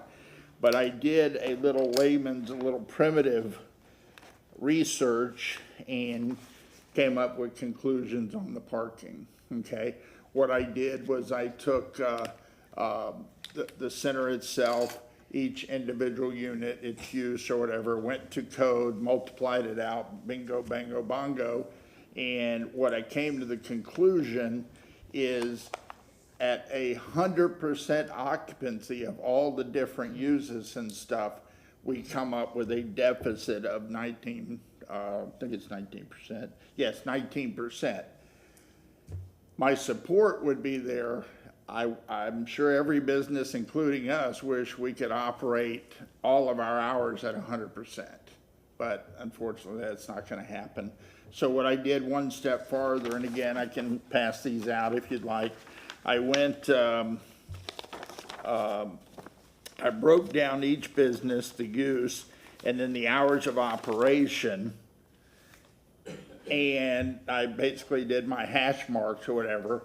And example, there's only about 3 hours a day that it would overlap into the deficit, because the other hours, the business is closed. Other businesses are closed and such. And then, you know, as far as restaurants and stuff, we do have our peak times of operation. So looking at the operations, the hours of operations, all the different services, plus throwing in the factor of different modes of transportation, which are definitely in the mix these days. You have ride share, which I think most of our business comes right there in the neighborhood. You're going to have people on foot. You're going to have bicycles, which they do have a bicycle rack to accommodate these. You have your scooters coming. You do have mass transit. And with that, I think we more than justify the shortage in parking. So those are our 3 waivers. I don't know if I described them enough. We are just a neighborhood, independently owned small business. You could call us a small dog trying to get a bone and survive in this rough economic environment, and we certainly would like your support, and we would love a positive outcome of this. Councilmember Hurtak. I just had a quick question, and just because this alcohol approval goes with the land and not the business, would your client be okay with putting some limitations to any amplified noise outside and or like times? When are the hours of operation? Well, the hours of operation certainly fell within the ordinance. I should know this, I don't. I want to say it's 10 p.m. or something. Don't quote me. But certainly we would be within the ordinance. Our idea of any music or anything outside would be in the neighborhood, maybe as early as like 4 or 5 in the afternoon, let's say on a Sunday afternoon, probably till about 9. And us putting that in writing or whatever, I would like to push for 10. But as far as putting it in writing or that being a requirement, we don't foresee that being a problem. Well, generally, we ask for Monday through, is it Sunday through Wednesday till 11 p.m. and then Thursday through Saturday at 12 a.m.? That certainly, in fact, the hours of the business aren't even that. I mean, they're proposing the latest hour being open is 10 p.m. open at all. Okay, so would, Mr. Cotton? Well, that's what I'm saying. I mean, I understand. So then on the site plan, your clients would be okay with putting the amplified noise and alcohol outdoors ending at 10 p.m. Sure. Okay. Sure. Then that is. You're saying in doing that, you're recommending 7 days a week for that requirement. Sure. I mean, if you're open, if that's when you're saying you're closing, then I'm just, that's on the site plan. But Just now, so that. let me ask you this though, does that affect hours of operation? Let's say they wanted to stay open later. I'm saying for, Yes. for food and such. No Well- music is what I'm Well, saying. but that's the thing. So if you wanted to, again, whatever you're asking for, but just to have it on the site plan so that this doesn't become something that can stay open till 3 a.m. No, with the noise. I understand So that. what would the time frames be for you that would work? Ideally, we would like to fall into the allowable time that's there now. Well, the as a allowable time is maximum. 3 a.m. So Oh, that's no, what no, I'm. No, no, no, no. I would say absolute latest 11. Okay. Can I suggest we stay And- consistent with our, initial hours that you suggested? Okay, so I will take your amendment. And- So and- it yeah, would 11 p.m. from Sunday to Wednesday work and 12 a.m. from Thursday to Saturday work for you. That's fine. generally what many other neighborhoods do. That way, if you want to grow into it, you can, but you don't have That is to. absolutely fine. Okay, excellent. We hope that it does not become a problem, but we hope that we have to enforce that we're Okay. busy up until those Great. times. Eric Kind, Illinois Coordinating. Can I get a clarification? So hours, Sunday through Wednesday, 11 p.m., Thursday through Saturday, midnight, amplified sound still at 10? Or amplified sound going to 11 and midnight? Amplified sound, 10, yeah. Okay. You good with that? Okay. That's fine. All right, Councilmember Miranda? No? Okay. Wait, I is there? just have a question, and you're probably gonna tell me before I leave, but do I need to put that on the plan before second? Yes. Okay. Yes, between first and second reading, it would have to. I'm putting the cart before the horse here. Yep. Is there anybody in the public that wishes to speak on this item? I see no one. May I Motion have a closed. motion to close? Motion to close from Councilmember Vieira, second from I'm Councilmember blocking Hurtak. them. No, you're good. All in favor? Aye. That's to close the hearing. Councilman Vieira, would you mind reading the item? Yes, sir. I move an ordinance presented for first reading consideration, ordinance approving a special use permit, SU2, for alcoholic beverage sales, small venue consumption on premises, and package sales, off-premises consumption, and making lawful the sale of beer and wine at or from that certain lot, plot, or tract of land located at 6102 South MacDill Avenue, Suite F, Tampa, Florida, is more particularly described in Section 2, providing that all ordinances or parts of ordinances in conflict or repeal, providing effective date, and with Councilwoman Hurtak's agreement with regards to amplified sound, as agreed to by the... Changes between first and second. And reading. changes, yes, I'm sorry. First and second. My apologies. Thank you. We have a motion. Do we have a second? Second. Second from Councilmember Clendenin. All in favor? Aye. Any opposed? Motion carried unanimously. Second reading and adoption will be held on July 18th, 2024 at 10 a.m. located at Old City Hall, 315 East Kennedy Boulevard, 3rd floor, Tampa, Florida, 33602. Thank you very much. Thank you you. very much, sir. Yes, sir? If I may, I'd like to introduce Leo DeBartolegen. Close enough. Leo's been with the Development Coordination Office for 4 years? 3 years. 3 years. Started off, he worked for Parks and Rec. Came to us as a permit tech, became an urban planner 1, now is an urban planner 2. He will be appearing before you all in the near future. He didn't want to do it tonight for alcohol cases. But within the next couple of months, he'll be coming in, he'll be soloing in front of y'all. So, thank you. Congratulations. Thank you. We apologize Look forward in to it. advance. Uh-oh. Thank you, Eric. All right, that concludes the agenda.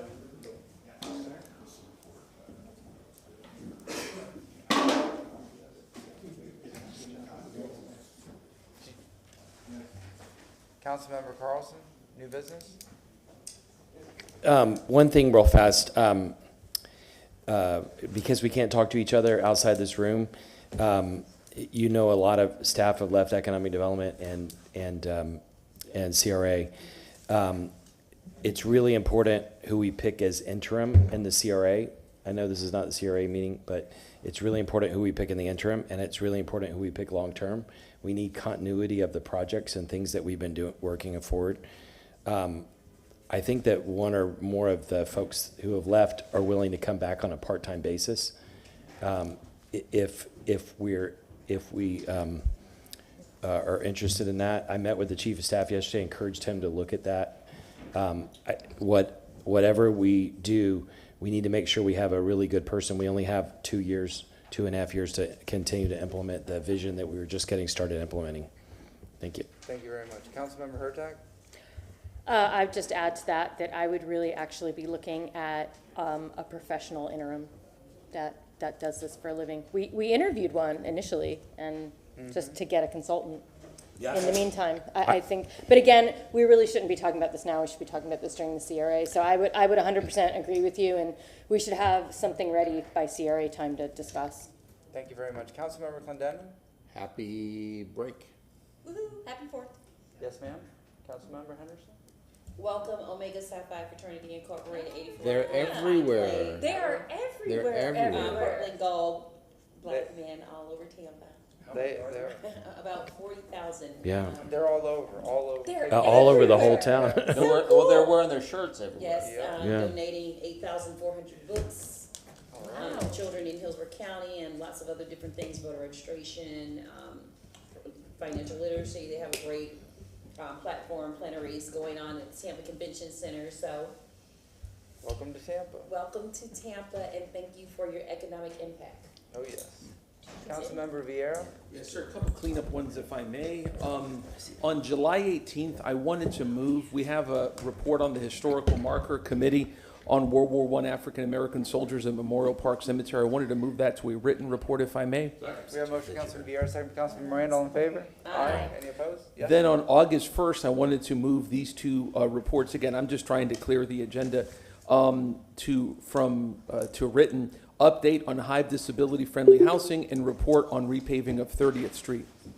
We have a motion from Councilmember Vieira, second from Councilman Miranda. All in favor? Aye. Any opposed? Then I do this, so on July 18th, we have the Public Safety Master Plan coming back. If you remember, we had asked Tampa Fire Rescue. I was very, very surprised when there hadn't been a consultant, and I think we all were, hired for the Public Safety Master Plan, so we asked the Tampa Fire Rescue report to us on July 18th.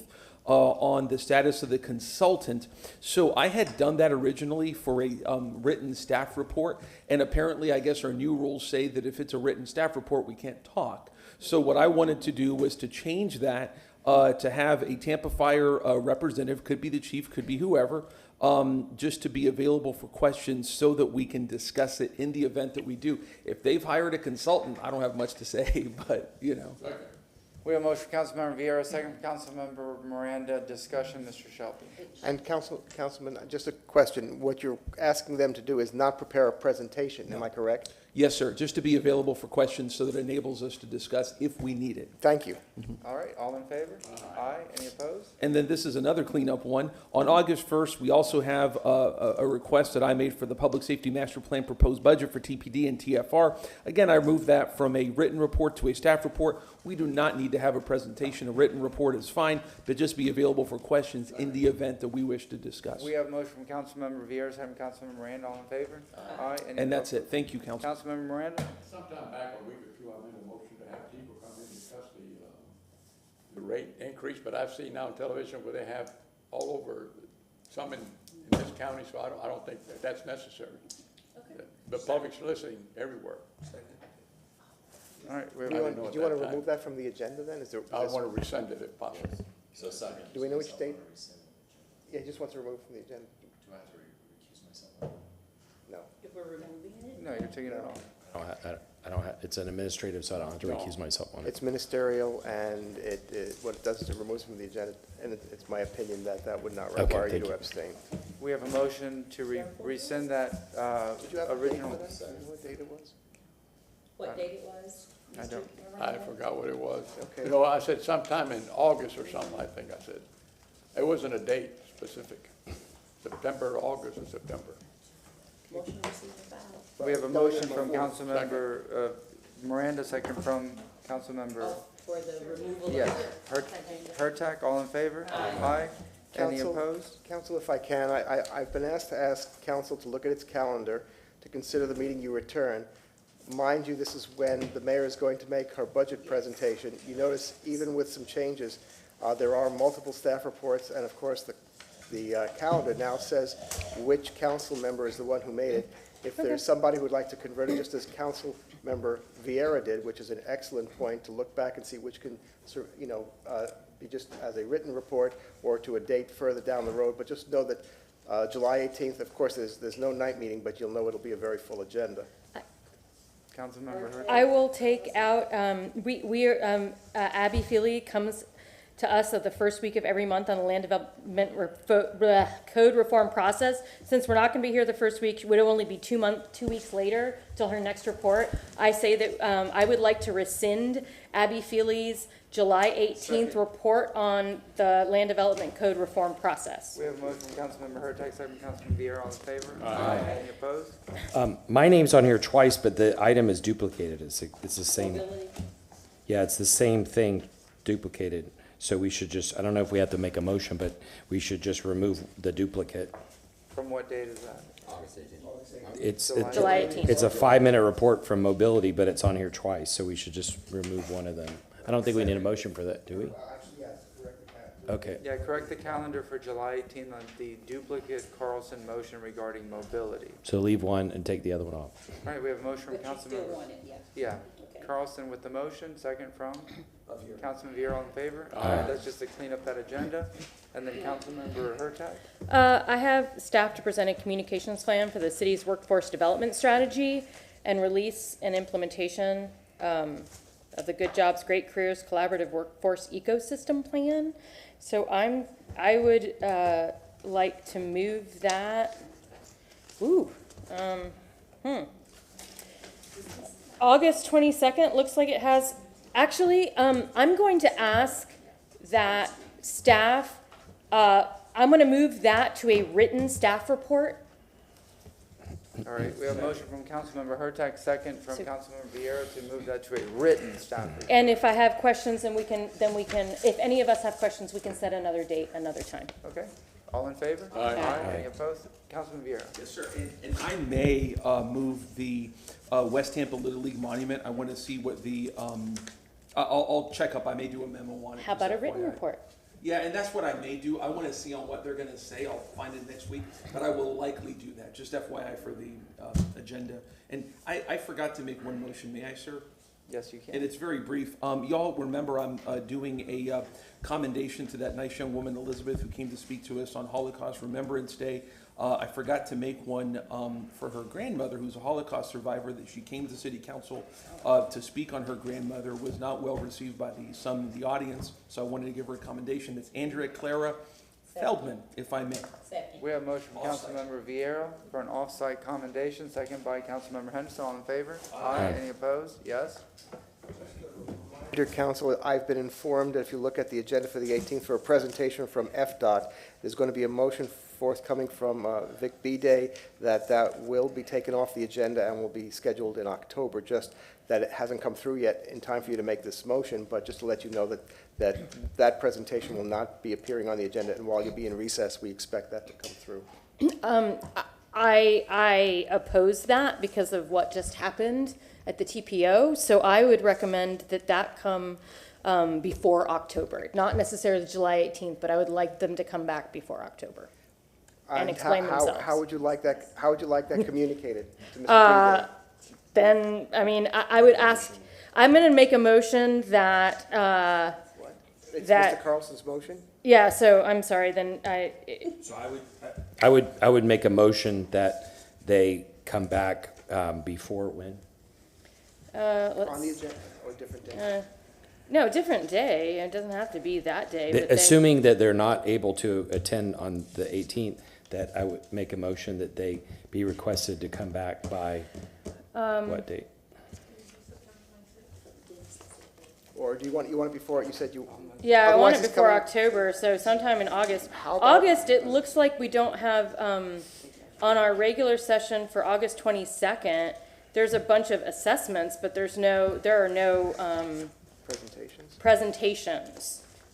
Oh, there's one presentation, 2 presentations. So you can be the third presentation, Or how does, So we request that they come back in August, August 22nd. on August When? 22nd. how many presentations are there that I day? thought we had 3. No, it's 3 commendations, 1 presentation. Oh, well, then there you go, we're in, I think it fits fine. yeah. It also, okay. Because those are just assessments, the things, which I don't, It also fits on August 1st, if that, take a look at that, maybe I'm wrong. August Unless- 1st is fine. That's kind of, well, We have a hearing. We headed that hearing. yeah, let's stick with the 22nd, because there's 3 review hearings that day. And that's also really, frankly, do you want mobility to appear or FDOT to appear? FDOT, to There are change two F- different, yeah. there are 2 different items. This one is FDOT, the other one is mobility. Okay. And who will be in touch with FDOT to ensure that that happens, that they're aware of that change? I'm sorry, did you want to speak to it, Ms. Edwards? Please state your name for the record. Yes. So I'll reach out to Vic's office then tomorrow Your for name for the record. Lisa Edwards. I'll reach out to Vic's, because he was the one who reached out to us, to our office, just to say that he wanted to go ahead and reschedule that presentation. So I'll reach out to his office tomorrow and with the date that you all August put 22nd. forth. August 22nd, August okay. 22nd, okay. Do you have the motion, Madam Clerk? Just to move, the motion is to move that item to August 22nd. Which item is it? The one about FDOT presenting on, the FDOT presentation on July 18th to August 22nd. All right, we have a motion from Councilmember Carlson. Do we have a second? Second from Councilmember Henderson. All in favor? Aye. Aye. Any Motion opposed? received and filed. Second. We have a motion receiving file from Councilmember Henderson, second from Councilmember Miranda. All in favor? Aye. Any Debate, opposed? debate, y'all. Watch the old boys get down tonight. Oh, boy, I'm not watching. No audience, there's no audience. Yeah, like, I was saying earlier, that is